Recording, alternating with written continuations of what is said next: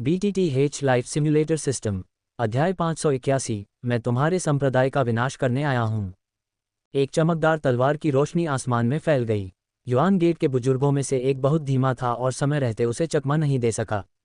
तलवार की रोशनी ने उसे छेद दिया और उसका खून हवा में फैल गया।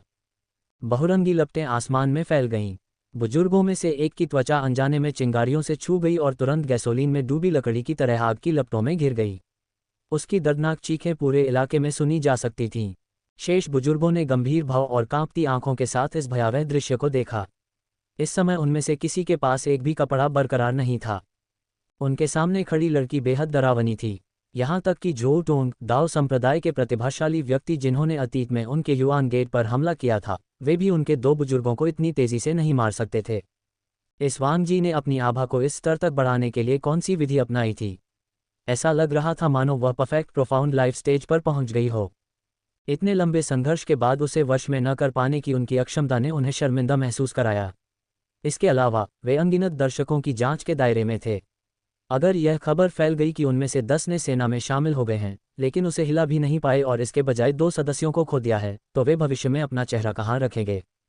स्वर्ग को ढकने वाली युआन सरनी, उनमें से एक ने गुस्से से भरी गहरी आवाज निकाली।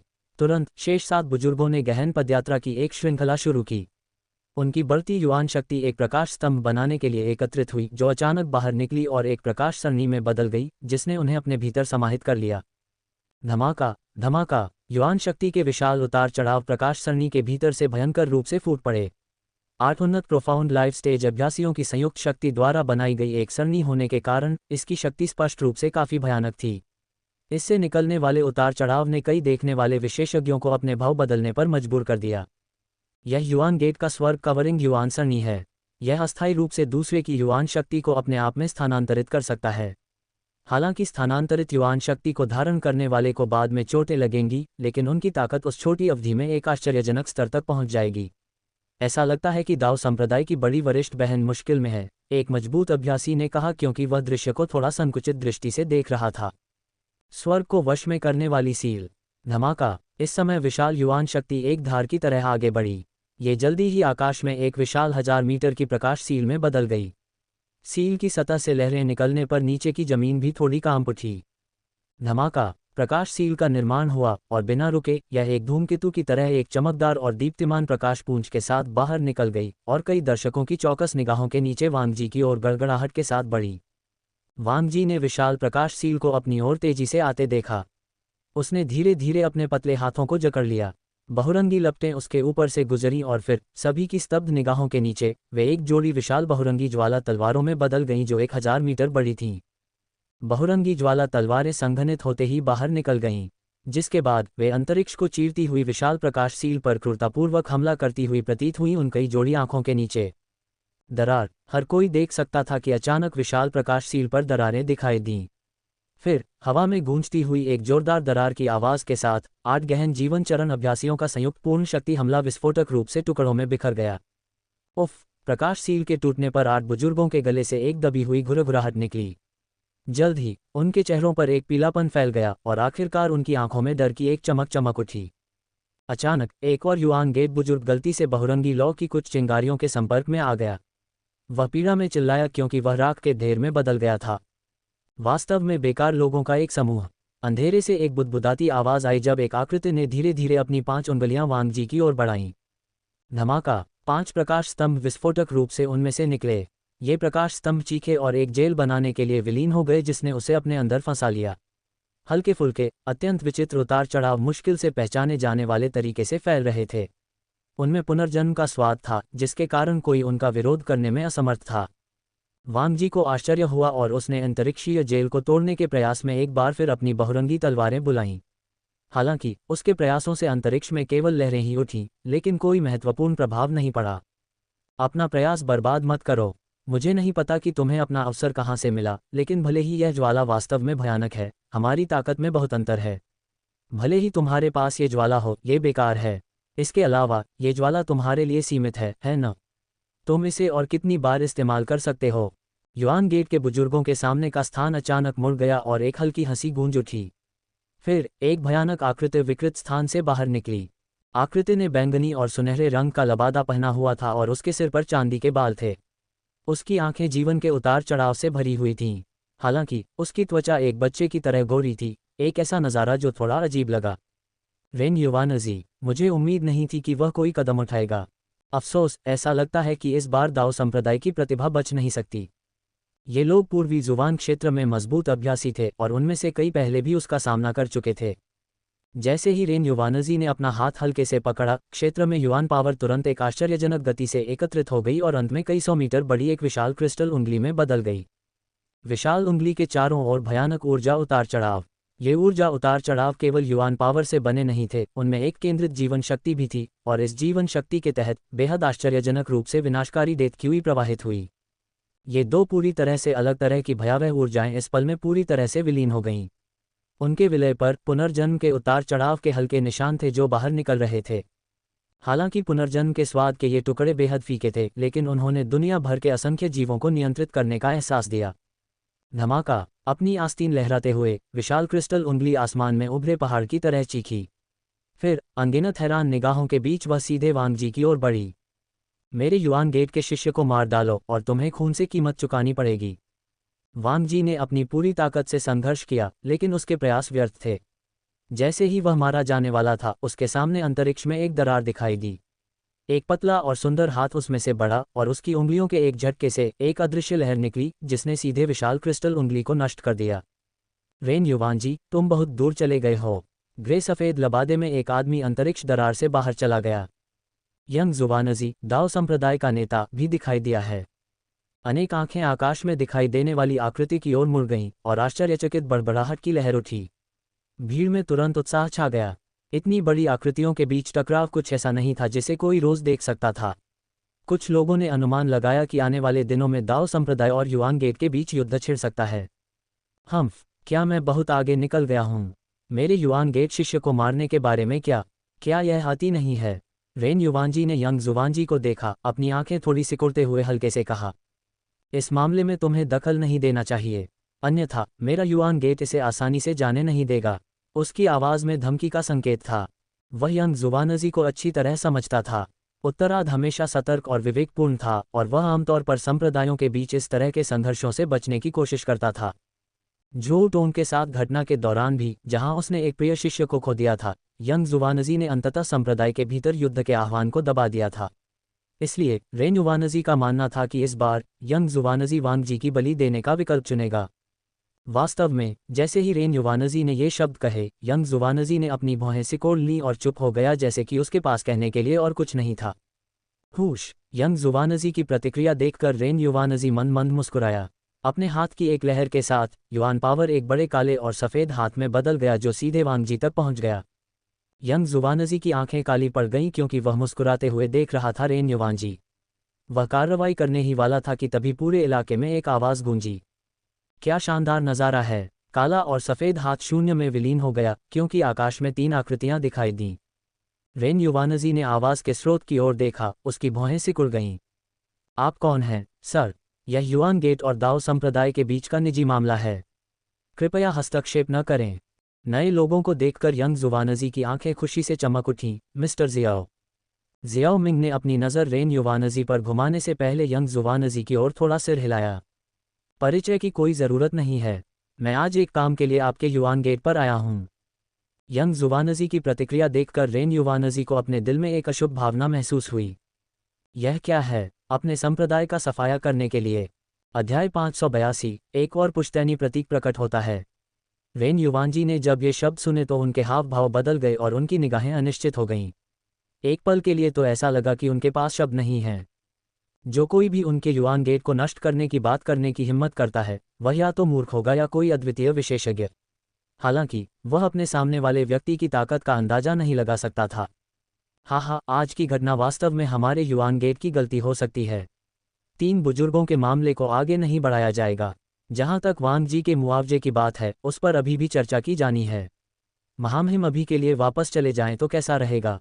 रेन युवानजी के चेहरे पर अचानक एक हल्की सी हंसी गूंजी, जिसके बाद सभी ने देखा कि आसमान में फिर से जगह बदल गई और 2 आकृतियां धीरे धीरे दिखाई देने लगीं। 2 आकृतियों में से एक ने काला लबादा पहना हुआ था। उसके लंबे काले बाल उसके पीछे बिखरे हुए थे। उसकी आस्तीन से निकले हुए हाथ पीले दिख रहे थे, लेकिन उसका चेहरा जैद की तरह बेहद मुलायम था। उसकी दोनों आंखें सितारों की तरह थीं और ऐसा लग रहा था कि उनमें जीवन और मृत्यु को देखने की शक्ति है। उसके बगल में बैठा व्यक्ति सफ़ेद लबादा पहने हुए था। उसकी त्वचा पीली थी और वह बिल्कुल साधारण दिख रहा था। हालांकि उसकी आंखों में काला और सफ़ेद दोनों दिखाई दे रहे थे, जो यिन और यांग को आपस में मिलाते हुए दिख रहे थे, एक ऐसा नज़ारा जो रहस्य से भरा हुआ था। जब ये दो आकृतियां दिखाई दी तो हर कोई स्पष्ट रूप से महसूस कर सकता था कि उनके आसपास का स्थान बहुत विकृत था। ये स्पष्ट था कि वे कोई साधारण व्यक्ति नहीं थे। तियान युवानजी, डी युवानजी, तीनों युआन गेट नेता सभी प्रकट हुए हैं। नीचे के क्षेत्र में अचानक अनगिनत सांसें और चकित आवाज़ें गूंज उठीं। इस दृश्य को देखकर हर कोई अचंभित था। पूर्वी जुबान क्षेत्र के ये शीर्ष विशेषज्ञ, जो आमतौर पर ड्रैगन की तरह मायावी थे, वास्तव में आज एक के बाद एक दिखाई दिए थे। जियाओ मिंग ने उन्हें देखा और उनकी हल्के से प्रशंसा की। अपनी गलतियों को पहचानना वास्तव में सराहनीय है। हालांकि युआन गेट को नष्ट करने के मेरे इरादे का दूसरों से कोई लेना देना नहीं है। क्या आप राजा तियानमिंग के नाम से जाने जाने वाले किसी व्यक्ति को जानते हैं? हम नहीं जानते, रेन युवानजी ने दृढ़ता से अपना सिर हिलाया। मेरे पूर्वी जुबान क्षेत्र के मामलों को हमारे पूर्वी जुबान क्षेत्र के चिकित्सकों द्वारा संभाला जाएगा। महामहिम का हस्तक्षेप अत्यधिक है। भले ही आप तथाकथित राजा तियानमिंग का नाम लें, फिर भी यह स्वीकार्य नहीं है। ठीक है तो, जियाओ मिंग ने आकाश में 3 व्यक्तियों को देखा। उसने अपनी आस्तीन लहराई और सुनहरी रोशनी की एक किरण निकली। फिर सुनहरी रोशनी उसके सामने सुनहरी बिजली में बदल गई। उसे स्वीकार न करना तुम्हारे जैसे मानव गद्दारों को बख्शने का कोई बहाना नहीं है। जब सुनहरी बिजली निकली तो कोई आश्चर्यजनक उतार चढ़ाव नहीं था। हालांकि इस समय रेन युवानजी की पुतलियां अचानक सिकुड़ गईं। उसे अपने दिल में खतरे की एक अत्यधिक भावना महसूस हुई। युआन गेट के तीनों नेता स्पष्ट रूप से चुपचाप बैठकर अपनी मृत्यु की प्रतीक्षा नहीं करने वाले थे। उन्होंने सभी ने अपने शरीर में युआन शक्ति को छोड़ा। उनके हाथ आगे बढ़े और शक्तिशाली हमले किए जो पुनर्जन्म की एक धुंधली आभा में लिपटे हुए थे। वे तीनों आश्चर्यजनक रूप से संसार चरण के अभ्यासी थे। दुर्भाग्य से उनकी युआन शक्ति अभी अभी संघनित होनी शुरू हुई थी जब ये सुनहरी बिजली से चकनाचूर हो गया। टकराव के एक संक्षिप्त क्षण में तीनों आकृतियां सीधे पीछे की ओर उड़ गईं। ग्रुग, वे तीनों खुद को स्थिर करने में कामयाब रहे, लेकिन जियाओ मिंग पर उनकी निगाहें सदमे और भय से भरी थीं। उनमें से प्रत्येक ने मुंह में पुराना खून उगल दिया। उनकी आभा काफी कमजोर लग रही थी। ये युआन गेट के 3 नेता हैं, जो पूर्वी जुबान क्षेत्र के विशेषज्ञों में सबसे मजबूत हैं। जब वे सेना में शामिल होते हैं तो वे पूरे क्षेत्र को जीत सकते हैं। और फिर भी वे एक ही चाल से हार गए।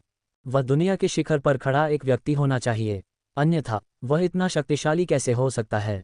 ऐसी आकृति के साथ कौन दाओ संप्रदाय को भड़काने की हिम्मत करेगा? ये व्यक्ति वास्तव में किस अवस्था में है? उसने एक ही चाल में युआन गेट के 3 नेताओं को हरा दिया। उन तीनों नेताओं की आभा कुछ हद तक संसार अवस्था जैसी लग रही थी। इसलिए संसार अवस्था में मौजूद लोग भी ऐसा करने में सक्षम नहीं हो सकते। क्या ऐसा हो सकता है कि यह व्यक्ति संसार अवस्था से ऊपर है? युआन गेट के बाहर अधिकाधिक शक्तिशाली साधक एकत्रित हुए, चर्चाओं से गुलजार। युआन गेट के तीनों नेताओं की एक ही चाल से पराजय किसी की भी उम्मीद से परे थी। भले ही वे मरते नहीं, लेकिन अब वे गंभीर रूप से घायल हो चुके थे। जबकि वे कल्पना कर सकते थे कि जियाओ मिंग शक्तिशाली था, उन्होंने उससे इतना शक्तिशाली होने की उम्मीद नहीं की थी। ... यह आदमी कम से कम दूसरा आपदा पुनर्जन्म चरण साधक होना चाहिए। तियान युवानजी ने अपनी आंखों में गहरे भय के साथ जियाओ मिंग को देखा। वे अभी अभी दूसरे पक्ष के हमले के सामने पूरी तरह से शक्तिहीन थे। आज का दिन अच्छा नहीं होगा। हम अब और नहीं रोक सकते। उस आदमी को छोड़ दो और चलो मिलकर उससे निपटते हैं। जैसे ही ये शब्द बोले गए, डी युवानजी ने अपनी आस्तीन को हल्के से हिलाया। उसके चारों ओर का स्थान तुरंत विकृत हो गया और काला कोहरा छा गया। एक धुंधली आकृति विकृत स्थान के भीतर से बाहर निकलती हुई प्रतीत हुई। उनकी हरकतें स्वाभाविक रूप से जियाओ मिंग और अन्य लोगों द्वारा अनदेखी नहीं की गईं। उन्होंने उस विकृत स्थान से एक अत्यंत विचित्र उतार चढ़ाव महसूस किया। शाशा, उस विकृत स्थान के भीतर से धीरे धीरे एक पैर निकला और उसके चारों ओर का काला कोहरा धीरे धीरे फीका पड़ गया, जिससे एक दुबली पतली आकृति सामने आई। आकृति ने काले रंग का लबादा पहना हुआ था और उसका पूरा शरीर अंधेरे में डूबा हुआ था। यह उतार चढ़ाव, ये स्थानिक पैतृक प्रतीक है। जियाओ मिंग की आंखें थोड़ी झपक उठीं। उसके बगल में बैठे यंग हुआन और किंग टैन ये 3 शब्द सुनकर चौंक गए। स्वोश। हालांकि इससे पहले कि वे कुछ कह पाते, दुबली पतली आकृति चुपचाप और रहस्यमय तरीके से उनके गुरु के सामने प्रकट हुई। दुबली पतली आकृति के सामने का स्थान बहुत विकृत हो गया जब उसने अपना हाथ हिलाया। ऐसा लगा जैसे उसकी हथेली के नीचे का निराकार स्थान जम गया हो। जियाओ मिंग की नज़र अपरिवर्तित रही जब उसने अपनी उंगली हिलाई। एक पल में एक शक्तिशाली बल ने आकृति को उड़ा दिया। हालांकि आकृति पूरी तरह से सुरक्षित लग रही थी, वह एक बार फिर हवा में ऊपर उठा और रहस्यमय तरीके से जियाओ मिंग के सामने प्रकट हुआ। इस बार आकृति ने अपनी उंगली उठाई। उसकी उंगली की नोक अंतरिक्ष को चीरती हुई सीधे जियाओ मिंग के माथे की ओर बढ़ रही थी। उसकी तकनीक बेहद निर्दयी थी। चांदी की चमकती उंगली की नोक तलवार की तरह तेज लग रही थी। हालांकि ये तीखा हमला जियाओ मिंग से सिर्फ 1 मीटर की दूरी पर रुक गया। उसी समय दुबली पतली आकृति हवा में लटकी रही, आगे बढ़ने या पीछे हटने में असमर्थ। तभी हवा का एक हल्का झोंका आया जिसने आकृति के लबादे का हुड ऊपर उठा दिया। हुड के नीचे एक सुंदर लेकिन मौत की तरह पीला युवा चेहरा थोड़ा बहुत दिखाई दे रहा था। रुको, कोई हरकत मत करो। उनके पीछे आसमान से अचानक एक तेज आवाज आई। यंग जुवानजी एक बेहद पीले चेहरे के साथ दौड़कर आया। बाद वाले ने अपनी कांपती हुई उंगली आकृति की ओर इशारा की, जबकि उसकी आंखों में अविश्वास भर गया। तुम झूठों, तुम अभी भी जीवित हो। ये कैसे संभव है? यंग जुवानजी की आवाज़ अविश्वास से भरी थी। यंग हुआन और वांग जी दोनों ये सुनकर चौंक गए। उनके सामने खड़ा व्यक्ति वास्तव में जू टोंग था, जो 100 साल पहले दाओ संप्रदाय का सबसे उत्कृष्ट शिष्य था। वह एक बार उजाड़ हॉल का एक विलक्षण व्यक्ति था जिसने महान उजाड़ शास्त्र को समझ लिया था। ये वास्तव में जू टोंग है। ये कैसे हो सकता है? क्या यह नहीं कहा गया था कि जू टोंग बहुत समय पहले युआन गेट के हाथों मर गया था? युआन गेट ने स्पष्ट रूप से उसे एक कठपुतली में बदल दिया और गलत जानकारी फैलाई, लेकिन ये बहुत ज़्यादा है। हालांकि जो टोंग युआन गेट के प्रति अपमानजनक था, पूर्वी जुबान क्षेत्र के भीतर की ताकतों के रूप में उसे मारना पहले से ही अत्यधिक था, उसे कठपुतली में बदलना तो दूर की बात है। युआन गेट के बाहर मजबूत अभ्यासियों ने अपनी चर्चा जारी रखी। ये विशेषज्ञ विभिन्न स्थानों से आए थे और इस दृश्य को देखकर उनके चेहरे पर अप्रिय भाव आ गए। उस समय जो टोंग की स्थिति आज की वांग जी के साथ हुई घटना से काफ़ी मिलती जुलती थी। हर कोई जानता था कि शायद युआन गेट ने ही छल से काम किया था और जो टोंग को उन पर हमला करने के लिए मजबूर किया था। हालांकि चूंकि दाओ संप्रदाय कोई सबूत नहीं दे सका और जो टोंग हमले में मारा गया, इसलिए वे कुछ नहीं कर सकते थे। लेकिन अगर मारना पहले से ही बहुत ज़्यादा था तो उसे कठपुतली में बदलना एक अलग मामला था। युआन गेट ने पूर्वी जुबान क्षेत्र में अग्रणी धार्मिक गुट के रूप में अपनी छवि को खत्म कर दिया था। अगर युआन गेट जो टोंग जैसे दाओ संप्रदाय के प्रतिभाशाली व्यक्ति को धार्मिक रूप से खत्म कर सकता है, तो क्या वे अपने संप्रदाय के प्रतिभाशाली लोगों के खिलाफ भी यही तरीका नहीं अपना सकते? बस इसके बारे में सोचना ही किसी की त्वचा को सिहरन पैदा करने के लिए पर्याप्त था। यंग जुबानजी लगातार कांप रहा था, जबकि उसकी आंखों में भाव तेजी से बदल रहे थे। स्पष्ट रूप से उसके दिल में भावनाएं बहुत तीव्र थीं। ऐसा लग रहा था कि वर्तमान दृश्य ने उस पर बहुत बड़ा प्रभाव डाला था। जो टोंग ने यंग जुबानजी को इस तरह देखा। हल्की हवा चली जिससे उसके लंबे बाल उड़ गए, जिसके बाद उसके सुंदर चेहरे पर आंसू गिरने लगे और उसका शरीर हिंसक रूप से हिलने लगा। ऐसा लग रहा था कि वह किसी चीज से संघर्ष कर रहा था। अंत में उसके मुंह से एक बेहद कर्कश और अस्पष्ट आवाज निकली, मास्टर। उसकी कर्कश आवाज अंतहीन निराशा से भरी हुई थी। यंग जुबानजी का शरीर अकड़ गया। उसने संघर्ष कर रहे जो टोंग को देखा और अगले ही पल उसने अपनी भयंकर नज़र तियान युवानजी पर घुमाए और दहाड़ते हुए कहा, तुम जानवर वास्तव में ऐसा करने की हिम्मत करते हो? तियान युवानजी ने जो टोंग को देखते हुए भौहें से कुढ़ीं। फिर उसने अपनी आस्तीन हिलाने से पहले ठंडी सांस ली। उसके बाद जो टोंग का संघर्षरत शरीर धीरे धीरे अकड़ गया। उसके चेहरे पर अभी अभी उभरी भावनाएं धीरे धीरे फीकी पड़ गईं और वह अब किसी और के नियंत्रण में एक ज़ॉम्बी की तरह लग रहा था। तुम्हारे इस शिष्य की आत्मा असाधारण रूप से दृढ़ है। 100 साल तक क्षीण होने के बाद भी वह अभी भी चेतना का एक अंश बनाए रखने में सक्षम है। हाँ, मैंने वास्तव में कुछ खास नहीं किया। मैं बस इतना नहीं सोच सकता था कि इतने अच्छे अंकुर को बर्बाद होने दूं। इसीलिए मैंने उसे दाओ संप्रदाय से हमारे युआन गेट कबीले में अपनी निष्ठा बदलने में मदद की। अब उसे तुम लोगों के साथ कुछ मौज मस्ती करने दो। तियान युवानजी, वेन युवानजी और डी युवानजी के साथ अंतरिक्ष में घुस गए और बोलने के बाद क्षेत्र से बाहर निकल गए। जियाओ मिंग ने उन्हें नहीं रोका जब उसने देखा कि वे केवल युआन गेट के भीतर एक निश्चित स्थान की ओर जा रहे थे। यंग जुवानजी क्रोधित हो गया और उसका चेहरा भी विकृत हो गया। उसने कभी नहीं सोचा था कि यह शिष्य, जिस पर उसे सबसे अधिक गर्व था और जिसे वह अपना बेटा मानता था, वास्तव में पिछले 100 वर्षों से युआन गेट द्वारा प्रताड़ित किया जा रहा था। जैसे ही वह तीनों नेताओं को जाने से रोकने वाला था, जो टोंग रहस्यमय तरीके से उस स्थानिक बंधन से मुक्त हो गया जिसमें वह बंधा हुआ था। वह भूत की तरह यंग जुवानजी के पीछे प्रकट हुआ। चांदी की रोशनी से चमकता उसका हाथ एक रेजर शार्प स्पेस ब्लेड में बदल गया और हिंसक रूप से यंग जुवानजी पर वार किया। बाद वाला बस जल्दबाजी में अपना बचाव कर सकता था, लेकिन तब तक बहुत देर हो चुकी थी। पिताजी, यंग हुआन जो जियाओ मिंग के साथ थी, ने देखा कि यंग जुवानजी इतने कम समय में एक खतरनाक स्थिति में फंस गई थी और उसका चेहरा पीला पड़ गया। स्वूश! चांदी की रोशनी से जगमगाता ब्लेड यंग जुवानजी के माथे पर वार करने ही वाला था कि जियाओ मिंग ने अपनी उंगली से इशारा किया, जिससे स्थानिक ब्लेड तुरंत बिखर गया। जैसे ही हमला रोका गया, एक सुनहरी बिजली तेजी से जोर टोन के चारों ओर लिपट गई और उसे स्थिर कर दिया। स्थानिक पैतृक प्रतीक में वास्तव में चमत्कारी गुण हैं। यह उस स्थान को बाईपास करने में सक्षम था जिसे मैंने लापरवाही से बंद कर दिया था। हालांकि एक बार 9 रहस्यमय सुनहरी बिजली से उलझने के बाद आप बच नहीं पाएंगे, जियाओ मिंग ने जो टोन को देखते हुए कहा, जो स्थिर था और अभी भी चिल्ला रहा था। मास्टर, आप सबसे अद्भुत हैं। क्या आप कृपया वरिष्ठ भाई जो टोन को बचा सकते हैं?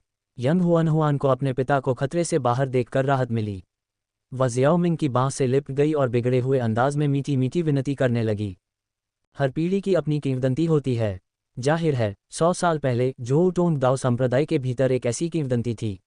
उन्होंने अत्यंत गहन महान विनाश शास्त्र को समझा और महान संप्रदाय प्रतियोगिता के दौरान युआन गेट के खिलाफ लड़ने के लिए दाओ संप्रदाय के शिष्यों का नेतृत्व किया। अंत में वह अकेले ही युआन गेट तक चढ़ गया।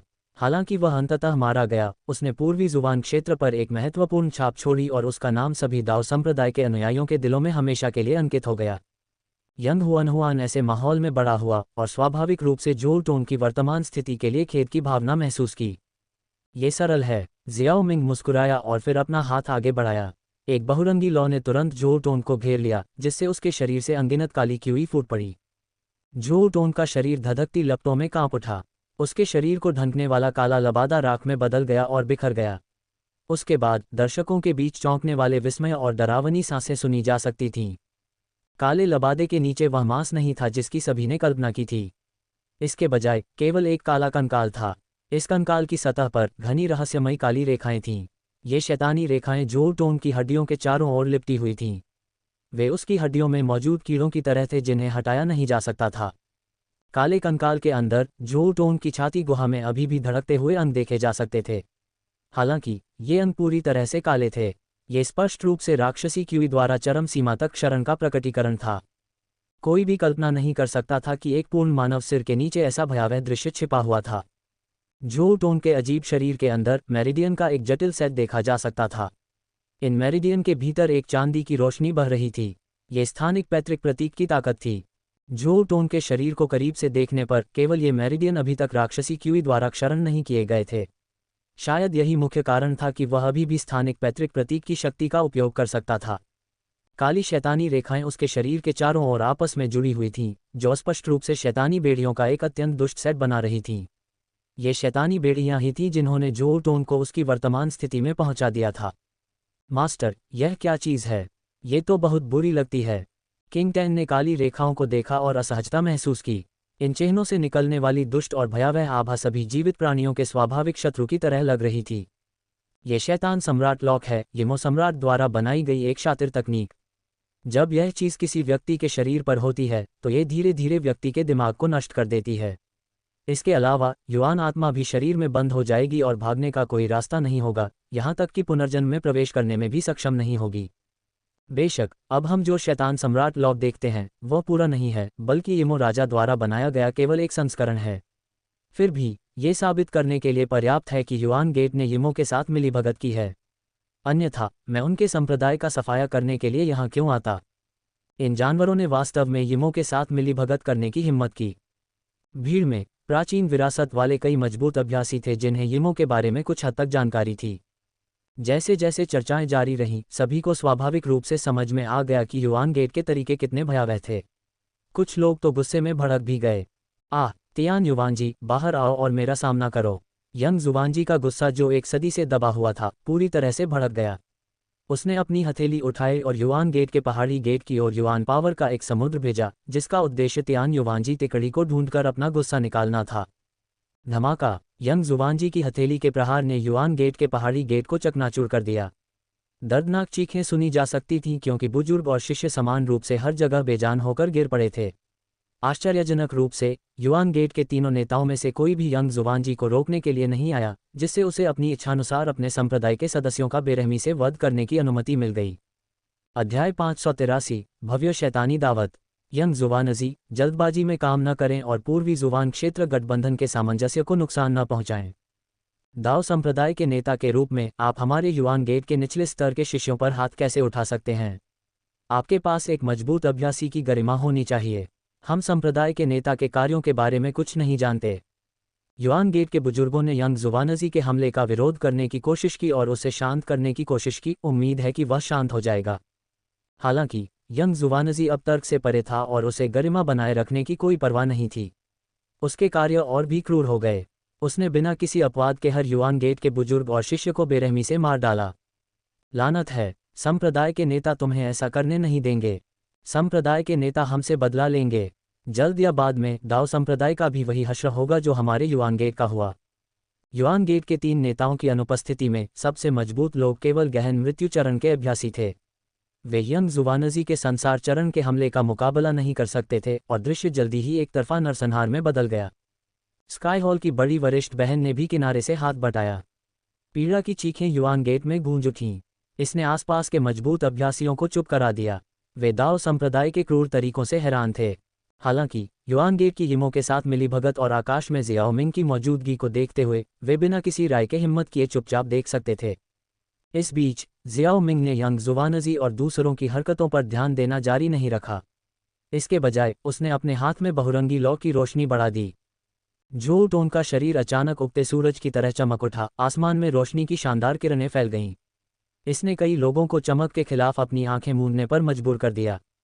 हालांकि चुभने वाले दर्द के बावजूद उन्होंने फिर भी दर्द को बलपूर्वक सहन किया और आसमान को गौर से देखा।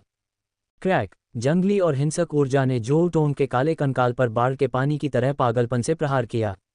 उसके आसपास का स्थान पूरी तरह से बिखर गया। उसके कंकाल पर काली शैतानी रेखाएं टूटकर मलबे की तरह उड़ गईं और तेजी से हवा में बिखर गईं।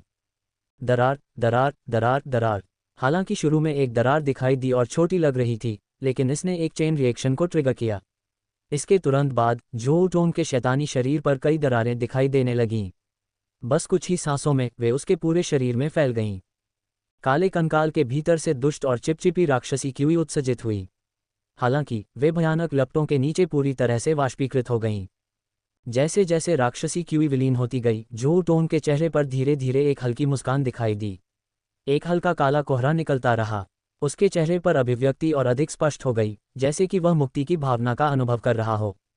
यंग हुआन ने अपने दिल में अकथनीय कड़वाहट के साथ इस दृश्य को देखा। उसकी भावनाएं जटिल थीं।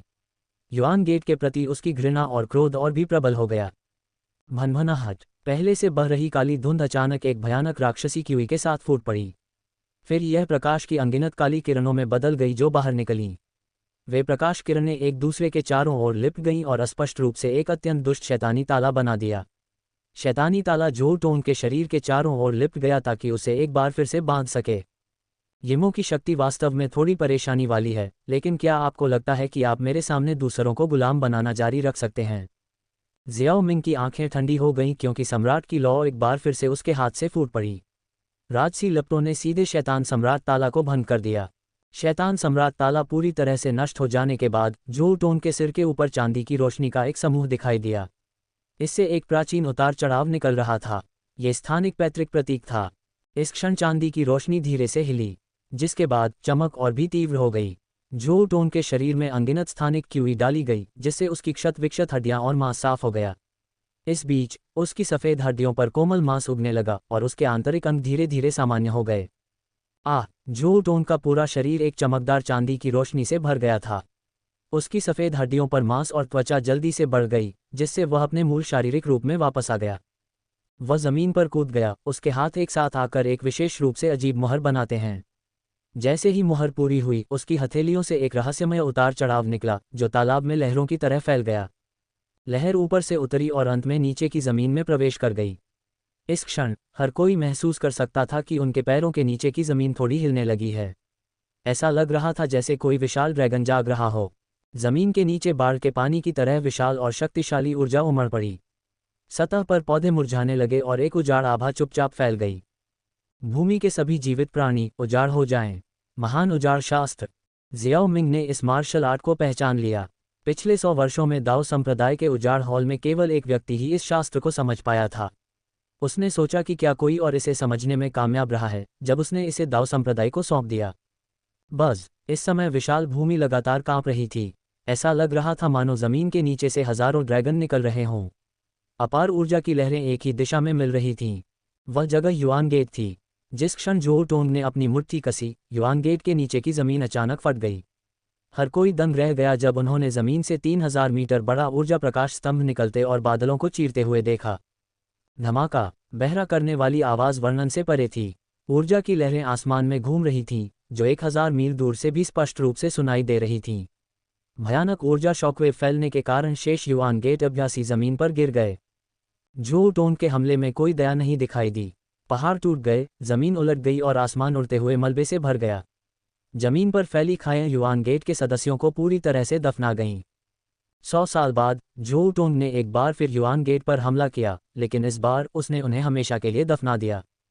क्या युआन गेट ऐसे ही गिर गया? ये संभव नहीं हो सकता है न। 3 युआन गेट नेताओं का ठिकाना अभी भी अज्ञात है। मुझे संदेह है कि वे 3 शीर्ष हस्तियों को भागने देंगे। युआन गेट के बाहर कई मजबूत अभ्यासी जीवंत चर्चाओं में लगे हुए थे।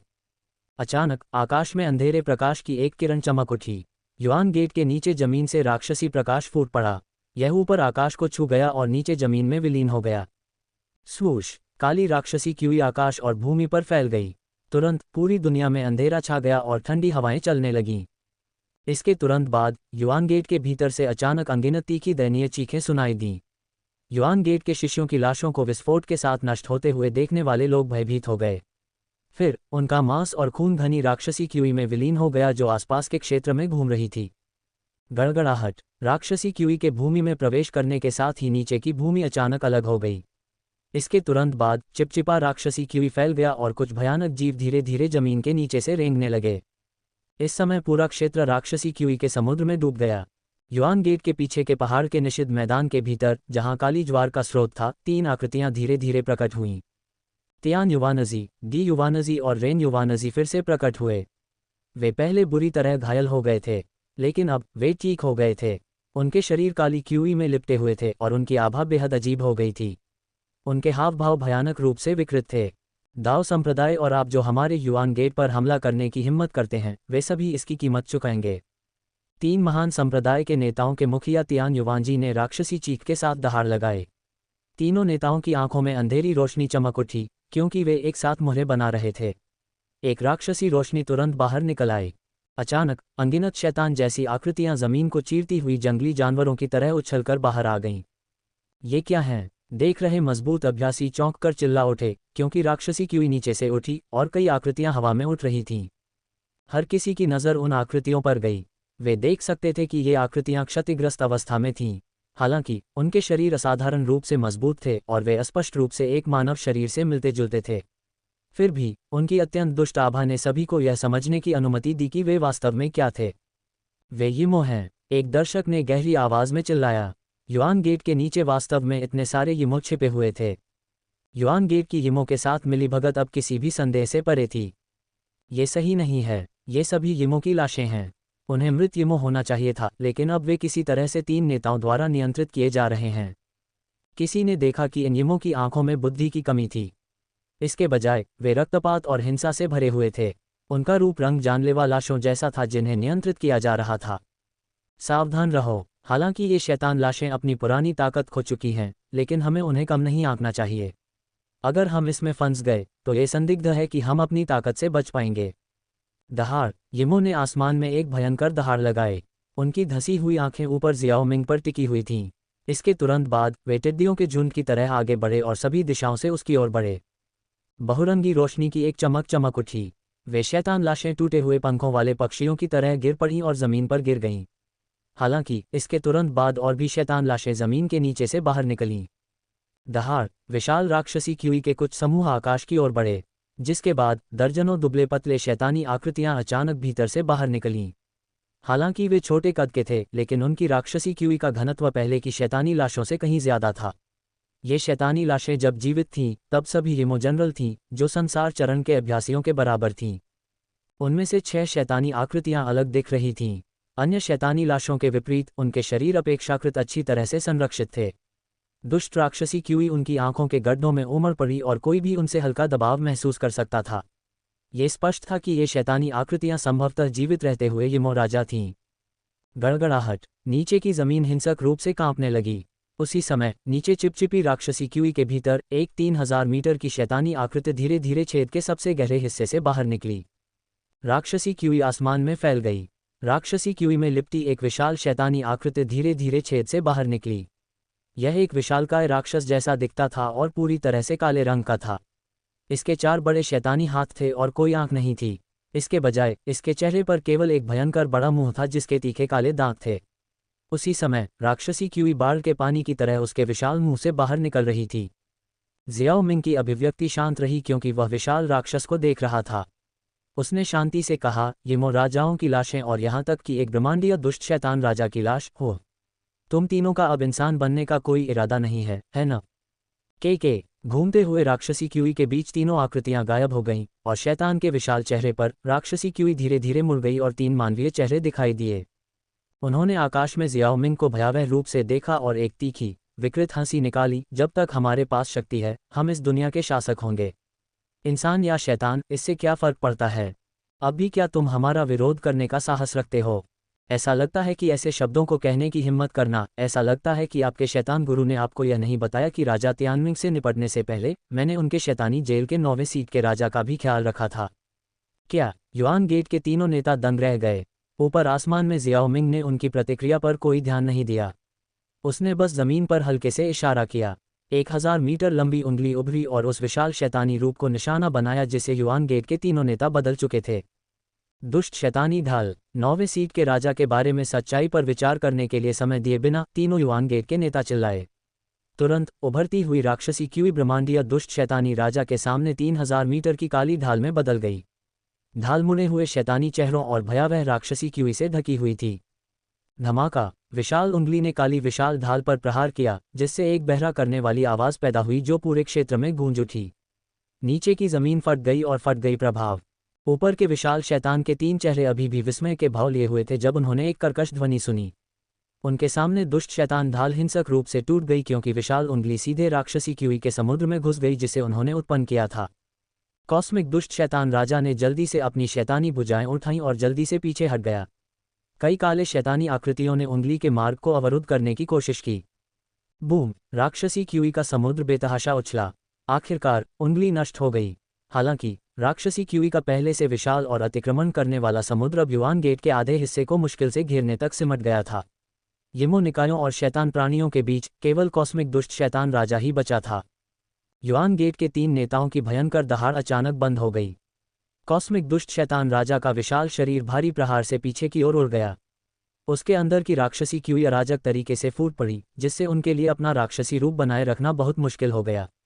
दुर्भाग्य से उन्हें संभलने का समय ही नहीं मिला क्योंकि आग की एक नदी आगे बढ़ी और पूरे देश में फैल गई। मैंने तुम पर वही ताकत इस्तेमाल की जो मैंने 9वीं सीट के राजा से लड़ते समय इस्तेमाल की थी, लेकिन मैं भूल गया कि 9वीं सीट का राजा पहले ही घायल हो चुका था।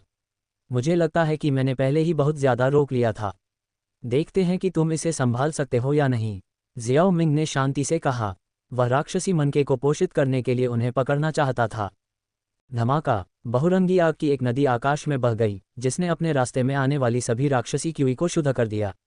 इस बीच बढ़ती हुई राक्षसी QE cosmic evil devil king के शरीर से पागलों की तरह बाहर निकल आई।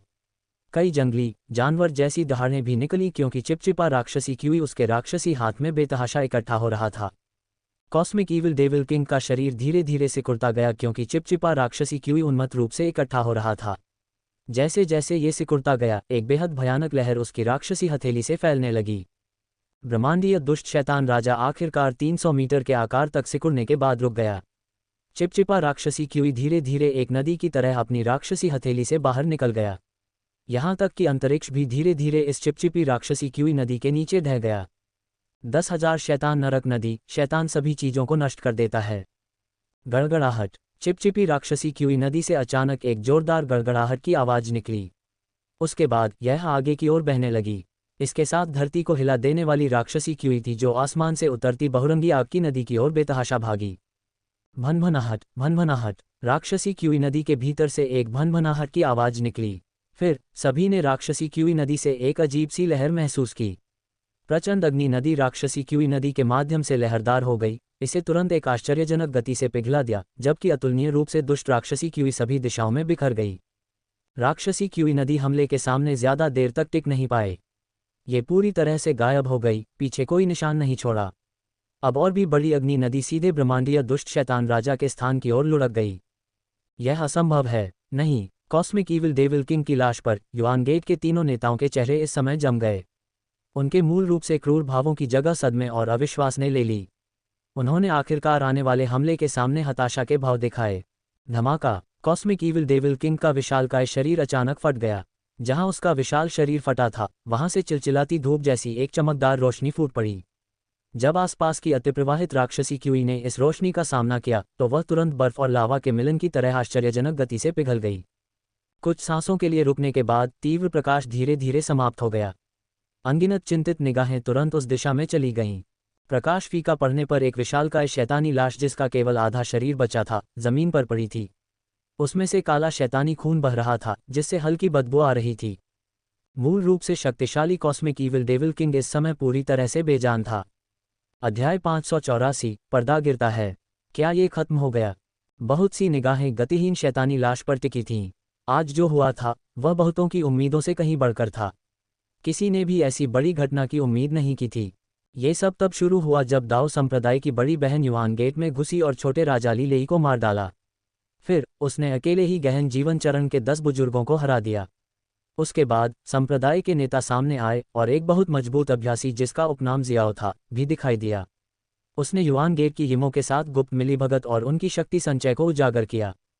अगर यह बाद में भड़कता, तो यह संभावित रूप से पूरे पूर्वी जुवान क्षेत्र को शैतानी बंजर भूमि में बदल सकता था। मैंने जानबूझकर तुम लोगों को जीवित छोड़ दिया। क्या तुम सच में सोचते हो कि तुम मृत होने का नाटक कर सकते हो? जियाओ मिंग ने उदासीन भाव से ब्रह्मांडीय दुष्ट शैतान राजा की लाश को देखा। नीचे शैतान की लाश से कोई प्रतिक्रिया नहीं हुई, उसकी आवाज़ धीमी पड़ गई, यहाँ तक कि हल्की सी भी लहर नहीं आई। जियाओ मिंग ने अपना सिर हिलाया। यिमो राजा की जीवन शक्ति दूसरे आपदा पुनर्जन्म चरण के बराबर अपने 9 सितारा डूसन दिनों के दौरान बू युआन की तुलना में हो सकती है। लेकिन अगर वह वास्तव में इसे मारना चाहता था, तो ये केवल विचार का विषय होगा और एक लाश भी पीछे नहीं बचेगी। अब उसने जानबूझकर जीवन शक्ति का एक निशान छोड़ दिया था। ये तथ्य कि दूसरे पक्ष ने सोचा कि उसने ध्यान नहीं दिया था, कुछ हद तक मनोरंजक था। जो टोन, उन लोगों को यहाँ लाओ, जियाओ मिंग ने जो टोन से कहा, जो बहुत दूर नहीं था। समझ गया। जो टोन ने एक ठंडी हंसी निकाली और अपने हाथों को पकड़ लिया। एक चांदी की रोशनी उसके सामने इकट्ठी हुई और एक विशाल चांदी का अर्धचंद्र बन गया। उसकी उंगली के एक झटके से अर्धचंद्र खाली जगह को भेदता हुआ हिंसक रूप से शेष शैतान की लाश की ओर बढ़ा। वूश! जैसे ही अर्धचंद्राकार चांद शैतान की लाश से टकराने वाला था, आखिरकार अंदर से एक काली रोशनी की चमक निकली और अर्धचंद्राकार चांद को वापस उड़ा दिया। काली रोशनी फिर 3 मानव आकृतियों में बदल गई, जिससे पता चला कि वे 3 युआन गेट नेता हैं। हालांकि इस समय उनके चेहरे राख से धुंधले थे, उनकी आंखें सुस्त थीं और उनकी आभा बेहद कमजोर थी।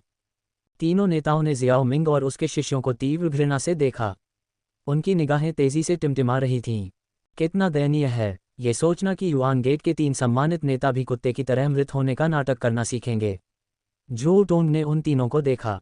उसकी आवाज़ में तिरस्कार और कटु व्यंग्य भरा हुआ था। तीनों नेताओं के चेहरे फड़कने लगे और उनकी आंखें द्वेष से भर गईं। अगले ही पल उनके शरीर हिलने लगे और एक काली रोशनी में बदल गए, जो जमीन की ओर बढ़ रही थी। ऐसा लग रहा था कि वे भागने की कोशिश कर रहे थे। भागने की कोशिश कर रहे हैं। हालांकि जो टोंग ने उनकी हरकतों के जवाब में केवल उपहास किया। उसने अपना पैर पटका और चांदी की रोशनी जमीन की सतह पर फैल गई, जिससे तीनों नेता पीछे की ओर उछल पड़े। इस समय तीनों नेताओं की ताकत स्पष्ट रूप से कम हो गई थी। वे अब जो टोंग के खिलाफ भी मुकाबला करने में सक्षम नहीं थे। चर्चा। जैसे ही तीनों नेता पीछे हटे, जियाओ मिंग ने अपना हाथ उठाया, इससे पहले कि वे कोई और चाल चल पाते। एक भारी, दमनकारी बल ने उन्हें जमीन पर गिरा दिया और उन्हें स्थिर कर दिया। बोलो, शैतान की जेल का मुख्य गढ़ कहाँ है? जियाओ मिंग ने उन तीनों की ओर देखा और पूछा। सपने देखते रहो, हम तुम्हें कुछ नहीं बताएंगे। तीनों नेताओं को लगा जैसे जियाओ मिंग के भारी दबाव में उन्हें सुइयों से छेदा जा रहा हो। दम घुटने की अनुभूति ने उन्हें पीड़ा में चीखने पर मजबूर कर दिया। उन्होंने अपनी आंखों में डर के भाव के साथ उदासीन जियाओ मिंग को देखा। वे जानते थे कि आज वे मौत से बच नहीं पाएंगे। सरनेम जियाओ, क्या तुम सच में सोचते हो कि हम तीनों के पास कोई अंतिम उपाय नहीं है? अगर तुम हमें मारना चाहते हो तो अपने शिष्यों और यहाँ मौजूद सभी लोगों को हमारे साथ दफना दो। तियान युवानजी तिकड़ी की आंखों में जहरीली नज़र थी जब वे यंग हुआन और किंग टेन को देख रहे थे। एक दूसरे को देखने के बाद वे सभी अपने दांत पीसने लगे। उन्होंने अचानक अपनी हथेलियां एक दूसरे के खिलाफ दबाईं और प्रत्येक ने मुंह में काला खून थूक दिया, जिसके बाद उनकी आंखें तेजी से धुंधली हो गईं और उनके शरीर भयावह गति से फूल गए। जल्दी से हट जाओ। झू टोंग ने जब यह दृश्य देखा तो वह चौंक गया और घबराई हुई आवाज़ में चिल्लाया। इस बीच यंग हुआन और किंग टैन ने अपने गुरु के लबादे को पकड़ लिया। के बहुत देर हो चुकी है, तुम सब मर जाओगे। तियान युवानजी तिकड़ी के चेहरे भयानक रूप से मुड़ गए। उनके शरीर की सतह से काला तरल बाहर निकल आया। अंत में वे एक जोरदार धमाके के साथ खुद को नष्ट कर बैठे। धमाका, तीनों नेताओं के शरीर से अवर्णनीय राक्षसी क्यूई पागलपन की तरह बाहर निकली। हालांकि इस महत्वपूर्ण क्षण में जियाओ मिंग ने अपनी आस्तीन हिलाई, जिससे सभी राक्षसी क्यूई पीछे हट गईं और एक काले मनके में संघनित हो गईं। अगर तुम नहीं बोलोगे तो ऐसा ही रहने दो। भले ही तुम मुझे न बताओ, मैं पहले से ही जानता हूं कि यह पश्चिम जुवान क्षेत्र में कहीं है। जियाओ मिंग ने अपनी हथेली में काले मनके को पकड़ा, सच्चे राजा राक्षसी मनके को निकाला और उन्हें बलपूर्वक जोड़ा। जल्द ही राक्षसी मनका की आभा आसमान छूने लगी, जब तक कि वह आश्चर्यजनक रूप से तीसरे विपत्ति पुनर्जन्म चरण में प्रवेश नहीं कर गई। तुरंत आकाश में काले बादल छा गए, बिजली चमकने लगी और पूरे क्षेत्र में बिजली की एक घनी विपत्ति आभा फैलने लगी। क्या हो रहा है? क्या ये बिजली की विपत्ति है? क्या कोई तोड़कर आ रहा है? ये बहुत अजीब समय है न? तीन नेताओं की मृत्यु को देखने वाले मजबूत अभ्यासी जब उन्होंने गड़गड़ाहट की आवाज़ सुनी तो वे दंग रह गए। इससे पहले कि वे पूरी तरह से समझ पाते कि क्या हो रहा है, काले बादल उतनी ही तेजी से छट गए जितनी तेजी से वे आए थे, जिससे वे पूरी तरह से भ्रमित हो गए। तीसरा विपत्ति पुनर्जन्म चरण है न? मुझे आश्चर्य है कि क्या मैं इस चीज़ को आधे पूर्वज चरण तक पहुंचने के लिए पर्याप्त पोषण प्रदान कर सकता हूं। जियाओ मिंग ने अपने दिल में कुछ अनिश्चितता के साथ बड़बड़ाया, क्योंकि उसने राक्षसी मनका को दूर रखा और झू टोंग, यंग जुवानजी और अन्य लोगों की ओर देखा। वरिष्ठ, जल्दी करने की कोई ज़रूरत नहीं है, पहले एक दूसरे से मिलो। जियाओ मिंग ने झू टोंग और अन्य लोगों को अपने पुनर्मिलन के लिए समय लेने के लिए इशारा किया। उन्होंने ज़्यादा कुछ नहीं कहा और उसके सुझाव का पालन किया। केवल वांग जी ने मिश्रित भावनाओं के साथ जियाओ मिंग को देखा। ऐसा लग रहा था कि वह कुछ कहना चाहती थी लेकिन खुद को बोलने के लिए नहीं ला सकी। अंत में वह चुप रही। कुछ ही देर बाद झू टोंग जियाओ मिंग के पास वापस आ गया। उसने सम्मानपूर्वक अपने हाथों को कप में भर लिया और फिर उसके शरीर से एक कोमल सफ़ेद रोशनी निकली और जियाओ मिंग के सामने तैरने लगी। स्थानिक पैतृक प्रतीक एक अमूल्य दिव्य वस्तु है, क्या तुम वाकई इसे छोड़ने को तैयार हो? जियाओ मिंग ने भौहें उठाईं। वरिष्ठ, हालांकि मैं इन वर्षों में स्थानिक पैतृक प्रतीक द्वारा संरक्षित रहा हूं, लेकिन मैं राक्षसी क्यूई द्वारा नष्ट हो गया हूं। पैतृक प्रतीक प्राकृतिक दिव्य वस्तुएं हैं और वे राक्षसी क्यूई को तुच्छ समझते हैं। वर्तमान में मैं अब इसे धारण करने के योग्य नहीं हूं। वरिष्ठ की साधना गहन है और इसने मुझे जीवन में दूसरा मौका दिया है। ये स्थानिक पैतृक प्रतीक सही मायने में वरिष्ठ का होना चाहिए। इसके अलावा ये वरिष्ठ के हाथों में और भी अधिक प्रभाव डालने में सक्षम होना चाहिए, झू टोंग ने सम्मानपूर्वक कहा। चूंकि ऐसा है, इसलिए मैं इसे स्वीकार करता हूँ। जियाओ मिंग पहले से ही 8 पैतृक प्रतीकों में काफ़ी रुचि रखता था और स्वाभाविक रूप से मना नहीं करेगा।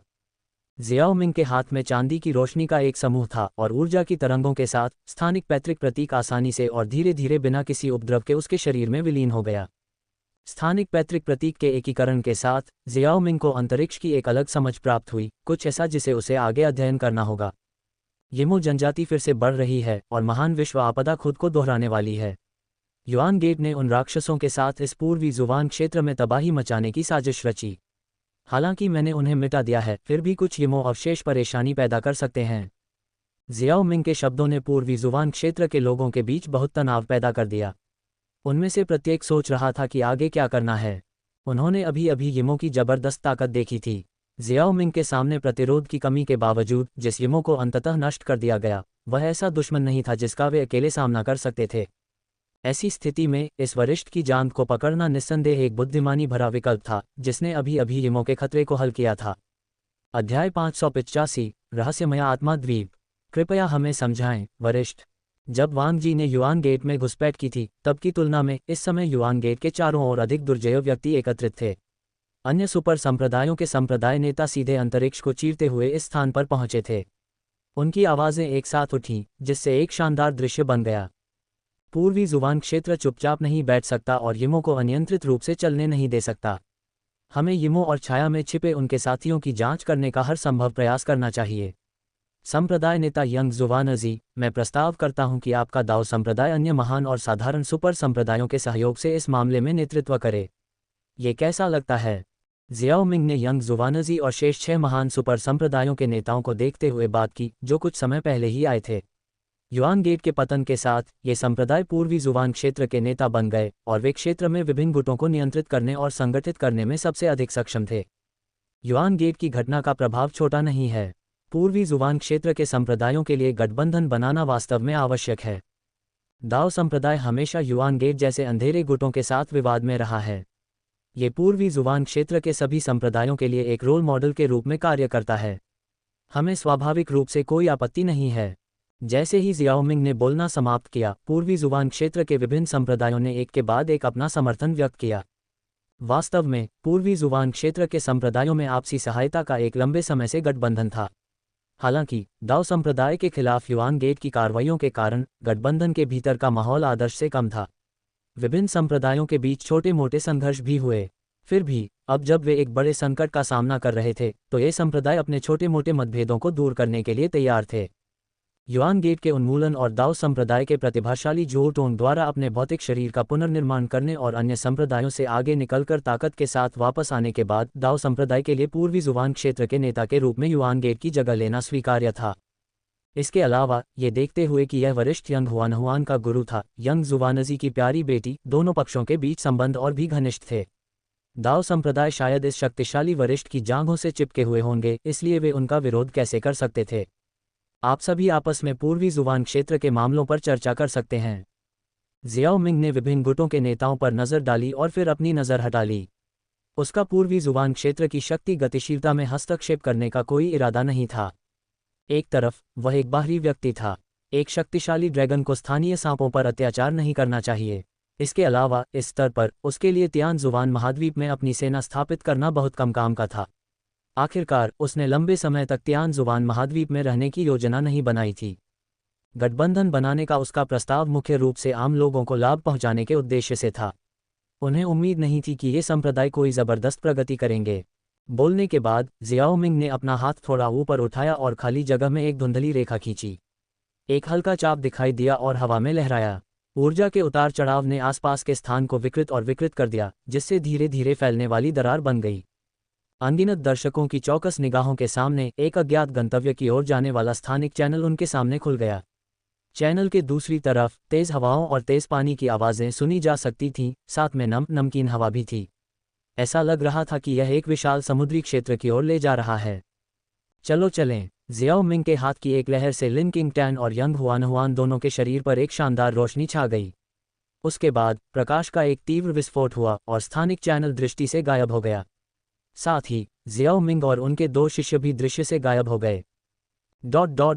अराजक दानव सागर तियान जुबान महाद्वीप के भीतर सबसे बड़ा और सबसे जटिल क्षेत्र था। इसमें सभी भूमियों के आसपास के समुद्र शामिल थे और इसमें कई समुद्री क्षेत्र शामिल थे। अराजक दानव सागर के उत्तर पश्चिमी भाग में स्वर पवन सागर क्षेत्र था, जो अपनी अपेक्षाकृत दुर्जेय समग्र शक्ति के लिए जाना जाता था। इस क्षेत्र ने अपने भीतर कई शक्तिशाली गुटों की मौजूदगी के कारण अराजक दानव सागर में पहचान हासिल की थी। इनमें से सबसे प्रमुख गुट तथाकथित 2 महान गुफाएं और 5 बड़े कुल थे। राक्षसी पवन गुफा और ब्रह्मांड गुफा को न केवल स्वर पवन सागर क्षेत्र में सबसे मजबूत गुट होने का गौरव प्राप्त था, बल्कि अराजक दानव सागर में भी उनकी एक निश्चित स्तर की प्रतिष्ठा थी।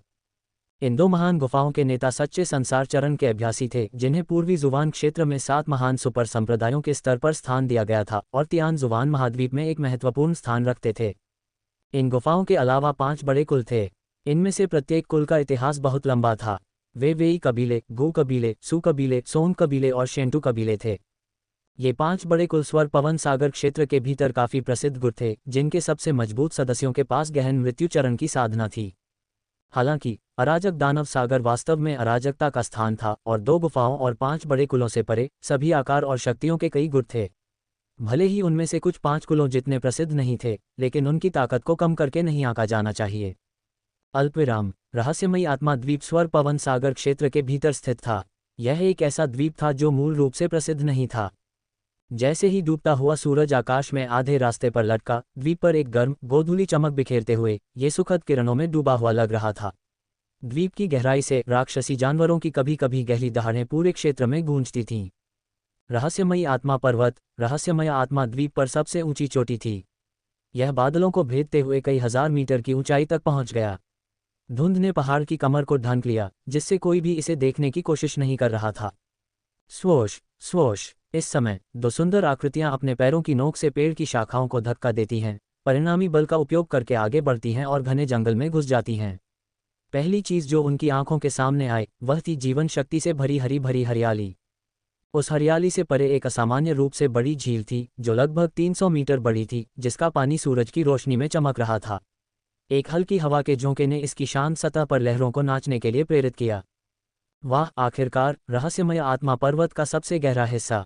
यंग हुआनहुआन की सुंदर आंखें शांत झील को देख रही थीं और वह राहत की सांस लेने से खुद को रोक नहीं पाए और उसने धीमी आवाज में कहा। उसके बगल में किंग टैन के नाजुक चेहरे पर भी पीलापन था। वह स्पष्ट रूप से थकी हुई थी। अराजक दानव सागर में आने के बाद से यंग हुआनहुआन और किंग टैन ने शायद ही कभी किसी राहत का अनुभव किया हो। हर दिन उन्हें जियाओ मिंग द्वारा कठोर तरीके से प्रशिक्षित किया जाता था। उन्हें रात भर साधना का अभ्यास करने की भी आवश्यकता होती थी, लगभग सतत साधना मशीनों की तरह काम करना। इस तरह के गहन नियम ने उन्हें अपनी साधना अवस्थाओं में तेजी से प्रगति करने की अनुमति दी। दोनों अब प्रारंभिक युआन दान चरण में पहुंच गए थे। आज उनके साधना चरणों को मजबूत करने के लिए जियाओ मिंग ने उन्हें रहस्यमय आत्मा पर्वत की गहराई में ले जाने के लिए प्रेरित किया था। स्वाभाविक रूप से उनके साधना स्तर से काफी ऊपर के किसी भी राक्षसी जानवर को जियाओ मिंग द्वारा ही नियंत्रित किया जाता था। फिर भी रहस्यमय आत्मा पर्वत के सबसे गहरे हिस्से तक पहुंचने के लिए उन्हें काफी प्रयास करने पड़े थे। किंग टैन की नज़र बड़ी झील पर पड़ी। इससे पहले कि वह अचानक चिल्लाती, वहां किसी तरह का प्राकृतिक खजाना लगता है। यंग हुआनहुआन ने जल्दी से अपनी नज़र झील के केंद्र की ओर घुमाई। वहां एक रसीला छोटा द्वीप देखा जा सकता था और द्वीप के बिल्कुल केंद्र में एक रहस्यमय प्रभामंडल जमीन से निकलता हुआ प्रतीत हो रहा था। वह जीवन रहस्यमय आत्मा फल है। जियाओ मिंग अचानक दोनों लड़कियों के पीछे दिखाई दिया। जीवन रहस्यमय आत्मा फल, क्या ये वह अजीब फल है जो निर्वाण चरण में उन लोगों की मदद कर सकता है जो गहन जीवन चरण को तोड़ सकते हैं? यंग हुआनहुआन ने स्पष्ट रूप से इस आध्यात्मिक फल के बारे में सुना था। उसकी गोल आंखें उत्साह में और भी चौड़ी हो गईं। दूसरी ओर किंग टैन ने थोड़ा हैरान भाव से अपना सिर झुकाया। इस क्षेत्र में उसका ज्ञान बहुत व्यापक नहीं था।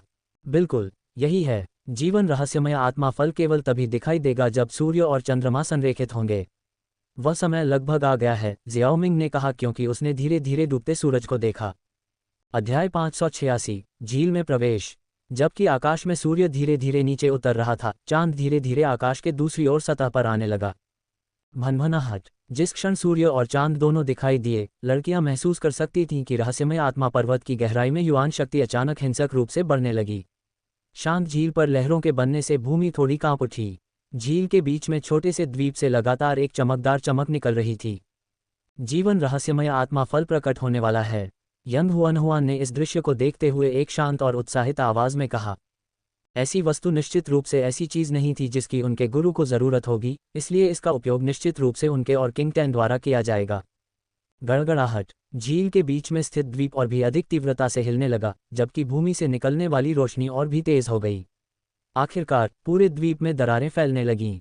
इसके तुरंत बाद एक विशाल पेड़ जो किंगफिशर की तरह पूरी तरह से पन्ना हरा था, धीरे धीरे जमीन से बाहर निकल आया। यह विशाल पन्ना हरा पेड़ बिल्कुल एक नवजात शिशु की तरह था। यह जमीन से उगता था, जबकि इसकी शाखाएं और पत्तियां बाहर की ओर फैलती थीं। इस बीच गोलाकार हरे प्रकाश पैटर्न जो जीवन शक्ति से भरे हुए थे, लगातार उससे बिखरते रहे। ये प्रकाश पैटर्न पेड़ पर एक आश्चर्यजनक गति से एकत्र हुए। उनके भीतर 4 सबसे शानदार चमकते हुए धब्बे थे। Buzz buzz. प्रकाश तीव्र हो गया और अंततः जम गया। 4 स्थान जहां प्रकाश एकत्रित हुआ था, सीधे 4 पन्ना हरे फलों में बदल गए। ये फल शाखाओं पर लटके हुए थे, गोलाकार प्रकाश पैटर्न से घिरे हुए, एक गर्वित जीवन शक्ति को बाहर निकाल रहे थे, जिससे हवा में प्राकृतिक युआन शक्ति ऐसी प्रतीत हो रही थी जैसे कि उसमें जीवन हो। 4 जीवन रहस्यमय आत्मा फल। यंग हुआनहुआन ने पेड़ पर बने 4 पन्ना हरे फलों को देखा। उसकी सुंदर आंखों में खुशी और भी तीव्र हो गई। क्या ये जीवन का रहस्यमय आत्मा फल है? क्या ऐसे प्राकृतिक खजाने के लिए कोई संरक्षक जानवर नहीं होना चाहिए? उसने उन्हें पहले क्यों नहीं ले लिया? किंग टैन ने झील के केंद्र में द्वीप से निकले विशाल पेड़ को देखते हुए पूछा। ये जीवन रहस्यमय आत्मा वृक्ष नवजीवन रहस्यमय आत्मा फल बना सकता है। इसके अलावा ये केवल तभी परिपक्व होगा जब नौवां फल दिखाई देगा। संरक्षक राक्षसी जानवर शायद इसका इंतजार कर रहा है। दुर्भाग्य से वह उस दिन के आने का इंतजार नहीं कर पाएगा, यंग हुआनहुआन ने समझाया। समझाने के बाद उसने फिर जियाओ मिंग की ओर देखा और कहा, मास्टर, ये फल। ठीक है, मैं समझ गई। जियाओ मिंग ने यंग हुआनहुआन और किंग टैन के सिर को धीरे से थपथपाया। फिर उसने अपनी नज़र रहस्यमयी आत्मा पर्वत के शीर्ष पर झील की ओर घुमाई। झील के साफ पानी के भीतर गहरे लाल रंग का एक हल्का सा निशान दिखाई दे रहा था। उसके पैर की हल्की सी थपकी से झील के केंद्र से एक बड़ी लहर उठी और पानी से एक बड़ी छाया उभरी। पानी से निकले उस विशाल प्राणी की छाया ने 30 मीटर के दायरे को घेर लिया, जबकि उससे एक राक्षसी दुष्ट आभा फैल गई। ये रहस्यमयी आत्मा पर्वत का अधिपति था, जो प्रारंभिक गहन जीवन अवस्था में 3 सिर वाला राक्षस सांप था। विशाल राक्षसी जानवर के ऊपरी शरीर पर 3 विशाल क्रूर सांप के सिर थे। लाल रंग तराजू ने उसके विशाल शरीर को सबसे कठोर कवच की तरह ढंक रखा था, और हर बार जब वह हिलता था तो वह अत्यंत चौंकाने वाली शक्ति की लहरें उत्सर्जित करता था। उन सांपों के प्रत्येक सिर पर एक तीक्ष्ण सींग था। उन पर एक घनी ठंडी चमक टिमटिमा रही थी, जिससे वे सींग ऐसे प्रतीत हो रहे थे मानो वे अंतरिक्ष को चीरने के लिए पर्याप्त तीखे हों। इस समय 3 सिर वाला दानव सांप अपनी क्रूर लाल आंखों से झील के चारों ओर जियाओ मिंग और उसके शिष्यों को घूर रहा था। उसका विशाल मुंह थोड़ा खुला और एक असाधारण रूप से गहरी और ठंडी दहाड़ हवा में गूंज उठी। इस राजा को परेशान करने की हिम्मत कौन करता है? तुम वास्तव में इस राजा से संबंधित किसी चीज पर हाथ रखने की हिम्मत करते हो? तुम मृत्यु चाहने वाले मूर्खों के झुंड। आह, दया करो, कृपया मेरी जान बख्श दो। शुरू में प्रभावशाली 3 सिर वाले दानव सांप ने अचानक अपना स्वर बदल दिया, अत्यधिक भय से कांपने लगा। उसने अभी अभी एक अत्यंत भयानक आभा को महसूस किया था। अपने हाथ के एक हल्के इशारे से जियाओ मिंग ने जीवन रहस्यमय आत्मा फलों वाले पेड़ की ओर आध्यात्मिक शक्ति का एक जबरदस्त तूफान छोड़ दिया। पेड़, जो अब तक शांत था, एक बार फिर कांप उठा। जियाओ मिंग ने चारों फलों को अपनी ओर खींचा और उन्हें किंग टैन और यंग हुआनहुआन के बीच बराबर बराबर बांट दिया। ऐसा करने के बाद उसने अपना ध्यान 3 सिर वाले राक्षस सांप की ओर लगाया। इन 2 महिलाओं पर नजर रखना, नहीं तो आपको परिणाम पता है। समझ गया मेरे स्वामी। 3 सिर वाले राक्षस सांप को तब बहुत उत्साह महसूस हुआ जब उसने देखा कि जियाओ मिंग ने पिछले अपराध के लिए उसे एक भी उंगली से कुचलकर नहीं मारा था। जीवन रहस्यमय आत्मा फल खोना अफसोस की बात थी, लेकिन कम से कम उसकी जान बच गई। इसके अलावा अभी भी 5 जीवन रहस्यमय आत्मा फल थे जो अभी तक नहीं बने थे, और एक बार जब वे बन गए तो वे सभी इसके हो जाएंगे। जियाओ मिंग को इस बात की परवाह नहीं थी कि राक्षस सांप झूठ बोल रहा है या नहीं। उसने दोनों लड़कियों के लिए अपनी खुद की आकस्मिकताएं तैयार कर रखी थीं। उन्हें एक संक्षिप्त निर्देश देने के बाद वह झील के किनारे पहुंचा और फिर नीचे कूद गया। ... बाहर से झील की सतह बहुत बड़ी दिखाई देती थी। हालांकि इसमें प्रवेश करने पर कोई ये देखेगा कि सतह केवल हिमशैल की नोक थी। झील की गहराई में देखने पर गहरा अंधेरा किसी राक्षस के बड़े मुंह जैसा लग रहा था। यह एक ऐसा नज़ारा था जिसे देखकर रोंगटे खड़े हो जाते थे। अजीब बात यह है कि झील के अंदर कोई भी जीवित प्राणी नहीं था, यहाँ तक कि इस विशाल जल निकाय में एक भी छोटी मछली नहीं थी, जो कि काफ़ी असामान्य था। जियाओ मिंग विशेष रूप से इस विचित्रता के लिए यहाँ आया था। एक पल में जियाओ मिंग झील के तल पर पहुंच गया, जहां उसने लाल रंग का एक विशाल विस्तार देखा। ये लाल रंग लावा की एक परत निकला जो आंखों की नज़रों तक फैला हुआ था। आग जैसा लाल लावा झील के तल पर एक जलते हुए कालीन की तरह फैल गया। यह ऊपर की ओर उबल रहा था, साथ ही साथ आसपास के ठंडे झील के पानी को उबलते तापमान तक गर्म कर रहा था। जियाओ मिंग आसानी से लावा की परत को पार करके झील के असली तल पर पहुंच गया, जो लावा और झील के पानी दोनों से रहित एक खुला चौक था। चौक को साफ सुथरे ढंग से व्यवस्थित आग जैसी लाल चट्टानों से पक्का किया गया था, जो दिखने में साधारण थी, फिर भी उसमें पुरातनता का निशान था। चौक के बिल्कुल बीच में 4 मीटर ऊंचा एक चट्टानी तालाब था। चट्टानी तालाब के भीतर से लाल रंग का लावा बह रहा था, जबकि लावा के केंद्र से लगातार हरे रंग की रोशनी निकल रही थी। प्रकाश के जैड हरे धब्बे लावा के निकलने के बाद 1 फुट ऊपर एकत्र हो गए। हवा में पहले से ही जैड हरे तरल का एक हथेली के आकार का समूह निलंबित था। एक तरह की अत्यंत सघन और अवर्णनीय जीवन शक्ति तरंग मंथन के अंदाज में उत्सर्जित हो रही थी। ऐसा लग रहा था मानो इसके कारण आसपास का स्थान जीवन शक्ति से भरा हुआ था। ये कोर्स स्पिरिचुअल बर्थ सीरम था, एक प्राकृतिक खजाना जो गहन जीवन चरण में साधना के लिए बहुत फायदेमंद है। यह विशेष रूप से उन अभ्यासियों के लिए मूल्यवान था जो पूर्ण गहन जीवन चरण तक पहुंच चुके थे। जियाओ मिंग को स्वाभाविक रूप से इसका कोई उपयोग नहीं था, लेकिन वह इसे अपने शिष्यों के लिए रख सकता था। जियाओ मिंग सीधे कोर्स स्पिरिचुअल बर्थ सीरम की ओर चला गया। अचानक रॉक पूल के चारों ओर प्रकाश की किरणें चमक उठी और जमीन पर एक विशाल संरचना का आकार बन गया, जिसके बाद लाल लाल प्रकाश रेखाओं की किरणें अंतरिक्ष को चीरती हुई बाहर निकलीं और जियाओ मिंग पर भारी प्रहार किया। हालांकि बाद वाले ने चलना बंद नहीं किया और करीब से निरीक्षण करने पर उसके वस्त्र में एक भी चीर नहीं दिखाई दी। कोर स्पिरिचुअल बर्थ सीरम इकट्ठा करने के बाद जियाओ मिंग तेजी से रॉक लावा पूल में कदम रखा और दूसरे स्थान में प्रवेश किया। ये शैतान दमनकारी जेल है। दिलचस्प, जियाओ मिंग की आंखों के सामने एक विशाल और अंतहीन अंधेरा क्षेत्र दिखाई दिया। यह क्षेत्र रात के आसमान जितना गहरा था और एक नज़र में ऐसा महसूस होता था जैसे अंधेरा किसी की हड्डियों में घुस रहा हो। विशाल मैग्मा नदियां, जिनमें से प्रत्येक हजारों मीटर लंबी थी, धीरे धीरे इस अंधेरे क्षेत्र से बह रही थीं। ये मैग्मा नदियां अंधेरे में आपस में जुड़ती थीं, जिससे एक बहुत ही जबरदस्त और जटिल नेटवर्क बनता था। अपने ऊंचे स्थान से जियाओ मिंग ने इन बहती मैग्मा नदियों को देखा। वे अंधेरे में रेंगते हुए विशाल मैग्मा ड्रैगन की तरह थे, जो एक ऐसा दृश्य बना रहे थे जो शांतिपूर्ण और विशाल दोनों था। ये तियानजुवान महाद्वीप पर एक अत्यंत महत्वपूर्ण स्थान था, जिसे शैतान दमनकारी जेल के रूप में जाना जाता था। ये वह जगह थी जहां यमो जनजाति के सदस्यों को प्रतीक पूर्वज पक्ष के मजबूत चिकित्सकों द्वारा पकड़ लिया गया था। लंबे समय से इन चिकित्सकों ने इन यमों की दृढ़ जीवन शक्ति को नष्ट करने का लगातार प्रयास किया था, ताकि उन्हें दीर्घकालिक रूप से समाप्त किया जा सके। तियानजुवान महाद्वीप में 3 शैतान दमनकारी जेलें थीं। एक पुनर्जन्म वाले जीवन मृत्यु मास्टर के नियंत्रण में थी, जिसका पुनर्जन्म अभी भी महानयान साम्राज्य में था। जिस जेल को उसने दबाया था उसमें अब तक ज्यादातर घुसपैठ हो चुकी थी। अन्य 2 पर अन्य 2 प्राचीन मास्टर्स फ्लेम मास्टर और डार्कनेस मास्टर का नियंत्रण था। अब तक इन 2 जेलों के साथ कोई समस्या नहीं आई थी। जियाओ मिंग से पहले शैतान दमनकारी जेल की शैली ने यह स्पष्ट कर दिया था कि यह फ्लेम मास्टर के नियंत्रण में थी। अध्याय 587 फ्लेम मास्टर। अंतर्संबंधित लावा नदियां साधारण मैग्मा नहीं थीं, उन्होंने एक विशाल सरणी बनाई जो अवर्णनीय रूप से बड़ी थी। इस संरचना का कुल क्षेत्रफल संभवतः 33,000 मीटर से अधिक था। यदि कोई मजबूत गहन मृत्यु साधक इसमें गिर जाता तो निश्चित रूप से उसका विनाश हो जाता। यहाँ तक कि यंग जुवानजी और तियान युवानजी जैसे संसार चरण साधक भी खुद को इसके भीतर अत्यंत कठिन स्थिति में पाते। जियाओ मिंग की नज़र दूर तक फैली मैग्मा नदियों के जटिल नेटवर्क का अनुसरण करते हुए टिमटिमा रही थी। एक संक्षिप्त खोज के बाद उसने पाया कि इस अंधेरे स्थान से बहने वाली ये विशाल मैग्मा नदियां अंततः एक बिंदु पर मिल जाती हैं। अभिसरण का बिंदु एक बड़ी मैग्मा झील थी। लाल रंग के मैग्मा से लगातार बुलबुले निकल रहे थे। झील का तापमान एक गहन जीवन चरण साधक को तुरंत राख में बदलने के लिए पर्याप्त था। इस झील के केंद्र में उसने एक वस्तु देखी। यह एक पत्थर का ताबूत था। पत्थर का ताबूत पूरी तरह से लाल रंग का था और मैग्मा झील की सतह पर चुपचाप तैर रहा था। ऐसा लग रहा था कि यह लाल रंग के क्रिस्टल के एक ही टुकड़े से बना है। पत्थर के ताबूत पर ढक्कन नहीं था, इसलिए यह देखना संभव था कि इसके अंदर क्या है। अंदर ऐसा लग रहा था कि कोई व्यक्ति है। मैग्मा से निकलने वाली रोशनी से रोशन एक लंबे आदमी की आकृति को पहचानना मुश्किल था, जिसका शरीर पतला था। उस आदमी के चेहरे पर सुंदर आकृति थी और भले ही उसकी आंखें कसकर बंद थीं, फिर भी उसकी भौहों के बीच राजसीपन का आभास था। उसके लंबे लाल बाल आग की तरह जल रहे थे। Law master. जियो मिंग ने पत्थर के ताबूत में आदमी को देखते हुए अपनी आंखें सिकोड़ लीं। इस लॉ मास्टर को अपने पहले शिष्य या अधिक सटीक रूप से बर्फ मास्टर से लगाव था। गड़गड़ाहट। अचानक अंतहीन अंधेरे में हल्का कंपन हुआ। इसके बाद लोहे की जंजीरों के टकराने की गहरी आवाज आई। इसके तुरंत बाद पूरा क्षेत्र हिंसक तरीके से कांपने लगा।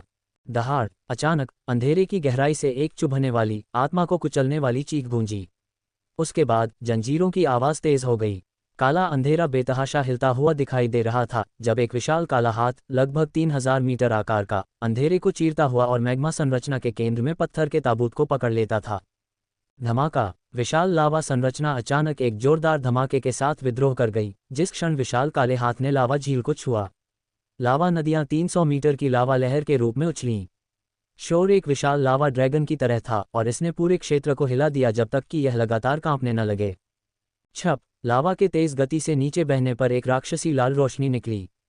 तभी कोई देख सकता था कि लावा संरचना अनगिनत 300 मीटर लंबी काली जंजीरों से जुड़ी हुई थी। ये जंजीरें अस्पष्ट और जटिल प्रतीकों से ढकी हुई थीं। लावा ने तेजी से इन जंजीरों का अनुसरण किया और नीचे की ओर बह गया। पलक झपकते ही इसने इन जंजीरों को लाल कर दिया।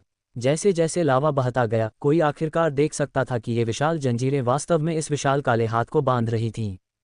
Sizzle sizzle. जंजीरें लाल हो गईं और विशाल काले हाथ से तुरंत एक राक्षसी सफेद कोहरा फूट पड़ा। तुरंत ही अनंत अंधकार के भीतर से एक और शोकपूर्ण चीख सुनाई दी। विशाल काला हाथ संघर्ष करता रहा, लेकिन फिर भी वह बच नहीं पाया। अंत में विशाल काला हाथ केवल पीछे हटकर भयानक अंधकार में वापस जा सका, जबकि पूरे क्षेत्र में एक अत्यंत अप्रतिबंधित दहाड़ गूंज रही थी। विशाल लावा गठन अंततः विशाल काले हाथ को पीछे धकेलने के बाद शांत हो गया। ऐसा लग रहा था जैसे पहले का दुनिया को हिला देने वाला दृश्य कभी हुआ ही नहीं था। पत्थर का ताबूत लावा झील के ऊपर चुपचाप तैरता रहा। ऐसा लग रहा था जैसे पहले की असामान्य घटना के कारण कुछ भी नहीं बदला था। अंदर लाल बालों वाले आदमी की आंखें कसकर बंद थीं। हालांकि इस समय उसके सुंदर चेहरे पर अचानक एक लाल चमक चमक उठी, जबकि उसके सामने की 10 उंगलियां थोड़ी कांपने लगीं। हालांकि ऐसा था, फिर भी वह नहीं उठा। हालांकि ऐसा लग रहा था कि उसके शरीर से एक इच्छा शक्ति निकल रही थी। अचानक लाल रोशनी की एक चमक जियाओ मिंग की दिशा में घूमी, जिससे नींद में डूबे लाल बालों वाले आदमी की पलकें हल्की सी फड़कने लगीं, मानो वह जागने वाला हो। जियाओ मिंग ने शांति से देखा कि एक लंबी आकृति उसके सामने प्रकट हुई, जिसके साथ मैग्मा का उछाल था। आकृति के बाल अजीब थे और चेहरा भावहीन था, फिर भी एक दमनकारी आभा बिखेर रहा था। तीसरे आपदा पुनर्जन्म चरण की आभा तब फूटी जब गहरी आंखों की एक जोड़ी ने जियाओ मिंग पर नजर डाली। ऐसा लगता है कि आपके शरीर में महान विनाश की गोली और आइस मास्टर की आभा है। रुको, तुम तियान जुवान महाद्वीप से संबंधित नहीं लगते। तुम कौन हो? जियाओ मिंग को पहचाने जाने पर आश्चर्य नहीं हुआ। जो लोग तीसरे आपदा पुनर्जन्म चरण तक पहुंच चुके थे, वे पहले से ही बहुत उच्च साधना स्तर पर थे, जो गु युआन के बराबर था। इसके अलावा उन्होंने अपनी साधना को तियान जुवान महाद्वीप की साधना प्रणाली के अनुकूल नहीं बनाया था। बाहरी व्यक्ति के रूप में पहचाने जाना बिल्कुल सामान्य बात थी। मेरा नाम जियाओ मिंग है। जियाओ मिंग ने बोलते समय अपनी आभा का एक निशान छोड़ा। क्षणभंगुर लेकिन शक्तिशाली आभा ने फ्लेम मास्टर के धैर्य को डगमगा दिया। पूर्वज चरण, चिंता मत करो, मेरा कोई बुरा इरादा नहीं है, जियाओ मिंग ने अपने हाथ की एक लहर के साथ आश्वस्त किया। फ्लेम मास्टर की भौहें कसकर सिकुड़ी हुई थीं, अच्छी नहीं लग रही थीं। आपने देखा कि अभी क्या हुआ? इस डोमेन में केवल यिमो जनजाति के सदस्य हैं। जो पहले दिखाई दिया वह यिमो जनजाति का कॉस्मिक ईविल डेविल किंग है। यहाँ और कुछ नहीं है। मैं वास्तव में इसके लिए यहाँ हूँ। जियाओ मिंग के शब्दों को सुनने के बाद फ्लेम मास्टर की भौहें और भी गहरी हो गईं। फिर उसने संकोच से कहा, वह आदमी यिमो सम्राट का वाहन है और यिमो जनजाति में शीर्ष 3 में से एक है। इसे पकड़ने में हमें कई मजबूत अभ्यासियों की कीमत चुकानी पड़ी। इसे कई सालों से इस शैतान दमनकारी जेल में दबा कर रखा गया है, फिर भी यह गठन से नष्ट नहीं हुआ है। इसके विपरीत इसकी ताकत सील होने से पहले की तुलना में और भी मजबूत हो गई है। आपको यिमो की मजबूत जीवन शक्ति और क्षरणशील प्रकृति के बारे में पता होना चाहिए। आपको इसकी क्या ज़रूरत है? ये cosmic evil devil king ancestor stage के बेहद करीब एक पावरहाउस था। अगर इसे डू क्यूई महाद्वीप पर रखा जाता तो ये कम से कम हाफ डू गॉड स्टेज पर होता। इस तरह के शक्तिशाली अस्तित्व से निपटना तब भी एक चुनौती थी, भले ही इसे सील कर दिया गया हो, खासकर तब जब ये यिमो जनजाति का सदस्य था, जो अपनी दृढ़ और संभालने में मुश्किल जीवन शक्ति के लिए जाना जाता था। फ्लेम मास्टर की सावधानी उचित थी। चूंकि आप पहले से ही मेरी ताकत जानते हैं, तो चिंता क्यों करें? जियाओ मिंग ने बहुत अधिक विस्तार से नहीं बताया, क्योंकि उसके इरादे बिल्कुल भी सराहनीय नहीं थे।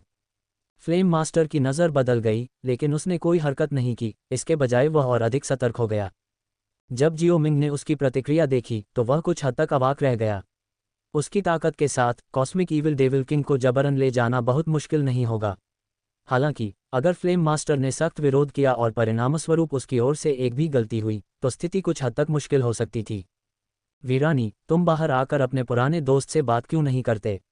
जियाओ मिंग ने पुकारा। अध्याय 588, ब्रह्मांडीय दुष्ट शैतान राजा। जियाओ मिंग के शब्द गिरते ही ग्रेट डेसोलेशन टैबलेट स्पिरिट की प्राचीन आकृति धीरे धीरे प्रकट हुई। फ्लेम मास्टर, बहुत समय हो गया है। बस इस मामले में मेरे मास्टर की बात सुनो और कोई भी जल्दबाजी करने की कोशिश मत करो। अन्यथा मुझे डर है कि अगर कोई लड़ाई छिड़ जाती है और मेरे मास्टर अपनी ताकत को नियंत्रित नहीं करते हैं और गलती से आपको पुनर्जन्म में हरा देते हैं, तो ये बहुत परेशानी होगी। जियाओ मिंग के होंठ थोड़े से हिल गए। उसने फ्लेम मास्टर को मनाने में मदद करने के लिए डेसोलेशन को बुलाया था। लेकिन इस तरह के बयान से क्या होगा अगर यह फ्लेम मास्टर की विद्रोही आत्मा को प्रज्वलित कर दे? फ्लेम मास्टर के चेहरे पर भाव भी कुछ बदसूरत लग रहे थे। शुरू में वह अपने पुराने दोस्त ग्रेट डेसोलेशन टैबलेट को देखकर काफ़ी खुश था, लेकिन उसने इस तरह से बात करने की उम्मीद नहीं की थी। वह आखिरकार एक तीसरे आपदा पुनर्जन्म चरण का अभ्यासी था। वह इतनी आसानी से कैसे मारा जा सकता था? अपना संयम बनाए रखने के लिए संघर्ष करते हुए फ्लेम मास्टर ने धीरे से कहा, ग्रेट डेसोलेशन टैबलेट, आप भी जानते हैं कि यहाँ क्या दबाया जा रहा है। अगर यह बच गया तो अनगिनत जीवन दुख में नष्ट हो जाएंगे। मेरा अपना जीवन और मृत्यु उन बहुत से लोगों के जीवन की तुलना में महत्वहीन है। यह नहीं बच पाएगा। प्रतीक पूर्वज के शिष्य के रूप में आपको पूर्वज चरण की ताकत के बारे में अच्छी तरह से पता होना चाहिए, टैबलेट आत्मा ने एक हंसी के साथ उत्तर दिया। उद्धरण चिन्ह ... शायद आप सही हैं। एक पल की चुप्पी के बाद फ्लेम मास्टर ने आखिरकार नरमी दिखाई। प्रतीक पूर्वज की रचना के रूप में ग्रेट डेसोलेशन टैबलेट आखिरकार एंटी यिमो एलायंस का सदस्य था। ये यिमो गुट का पक्ष लेने की संभावना नहीं थी। उस स्थिति में सील को थोड़ा ढीला करें और उस प्राणी को बाहर आने दें ताकि मैं उससे निपट सकूं, जियोमिंग ने सुझाव दिया क्योंकि उसने फ्लेम मास्टर को नरमी दिखाते हुए देखा। जियोमिंग के बोलने के बाद फ्लेम मास्टर ने कार्रवाई शुरू कर दी। उसने पत्थर के ताबूत को नियंत्रित किया और उसे मैग्मा संरचना के केंद्र से दूर ले गया। नीचे का अंधेरा अचानक बहुत घना हो गया। गर्जना। नीचे प्राचीन और गहन अंधेरे स्थान की गहराई में लंबे समय से दबे हुए कॉस्मिक ईविल डेविल किंग ने ऊपर के गठन की शक्ति के कमजोर होने को महसूस किया और तुरंत एक और हमला किया। फ्लेम मास्टर द्वारा नीचे के अंधेरे स्थान पर दमन जारी करने के साथ ही इतने लंबे समय से बंद प्राचीन प्राणी आखिरकार अपने बंधन से मुक्त हो गया। मैग्मा संरचना के माध्यम से 3000 मीटर का भंवर फूट पड़ा और उसके भीतर से राक्षसी क्यूई की धार बह निकली। भंवर से एक विशाल काली आकृति निकली। जैसे ही काली आकृति दिखाई दी, आसपास के क्षेत्र में मैग्मा मंद हो गया। ये शैतानी आकृति बहुत बड़ी थी, लगभग 3000 मीटर लंबी। इसका शरीर परिष्कृत लोहे की तरह काला था, जो भयंकर निशानों से ढका हुआ था। इसकी कोई आंख नहीं थी, केवल एक विशाल मुंह था जिसमें काले, तीखे दांत थे। इसके अतिरिक्त इसके विशाल शरीर से 8 विशाल राक्षसी भुजाएं निकली हुई थीं। इसका रूप लगभग कॉस्मिक ईविल डेविल जैसा ही था जिसे 3 युआन गेट नेताओं ने नियंत्रित किया था, सिवाय इसके कि एक साधारण कॉस्मिक ईविल डेविल किंग के पास केवल 4 शैतानी भुजाएं थीं, जबकि इसके पास 8 थीं। हालांकि संभवतः इसकी चोटों के पूरी तरह से ठीक न होने के कारण इसकी आभा अस्थिर तरीके से उतार चढ़ाव कर रही थी। जाहिर है यह अभी भी बुरी तरह से घायल था। फिर भी इस प्राणी द्वारा प्रदर्शित शक्ति निश्चित रूप से फ्लेम मास्टर की शक्ति से बेहतर थी। गठन पर भरोसा किए बिना फ्लेम मास्टर ऐसे शक्तिशाली प्राणी को दबाने में सक्षम नहीं होता। ब्रह्मांडीय दुष्ट शैतान राजा शैतान दमनकारी जेल के ऊपर आकाश में दिखाई दिया। इसका विशाल मुंह चौड़ा हो गया, एक भिनभिनाती हुई दहाड़ निकली जो अनगिनत जंगली जानवरों की दहाड़ की तरह लग रही थी। लॉ मास्टर, क्या तुम मुझे रिहा करने की हिम्मत करोगे? क्या तुम पक्ष बदलने और सही पक्ष में शामिल होने का इरादा रखते हो? ये ब्रह्मांडीय दुष्ट शैतान राजा स्पष्ट रूप से उच्च बुद्धि का था। हालांकि इसकी कोई आंखें नहीं थीं, लेकिन यह जियाओ मिंग और अन्य लोगों की उपस्थिति को समझने में सक्षम था। लॉ मास्टर ने ठहाका लगाया, पक्ष बदलो। तुम्हें लगता है कि तुम योग्य हो? तुम्हारा पापी जानवर जीवन वास्तव में इतने सालों तक जीवित रहने में कामयाब होने के लिए काफ़ी जिद्दी है। लेकिन आज तुम्हारे अच्छे दिन खत्म हो रहे हैं। उसके शब्दों में अफसोस की झलक थी क्योंकि उसने ब्रह्मांडीय दुष्ट शैतान राजा को देखा था। उस समय इस कॉस्मिक ईविल डेविल किंग को बुरी तरह से घायल करने और उसे बंद करने में उन्हें काफ़ी मेहनत करनी पड़ी थी। उसे उम्मीद नहीं थी कि अब वही उसे मुक्त होने देगा। हम्फ, कॉस्मिक ईविल डेविल किंग ने ठंडी आवाज़ में कहा, उसकी गहरी और ठंडी आवाज़ आसमान में गूंज रही थी। ये सिर्फ तुम्हारी चाल थी, वरना कौन जानता है कि कौन जीतता। फ्लेम मास्टर ने कॉस्मिक ईविल डेविल किंग को घूरते हुए कहा, अगर तुम आश्वस्त नहीं हो तो हम एक और राउंड खेल सकते हैं। अगर मैं तुम्हें एक बार सील कर सकता हूं तो मैं इसे दूसरी बार भी कर सकता हूं। हमेशा एक और मौका होगा। जब वह समय आएगा तो मेरा तुम्हें जाने देने का कोई इरादा नहीं है।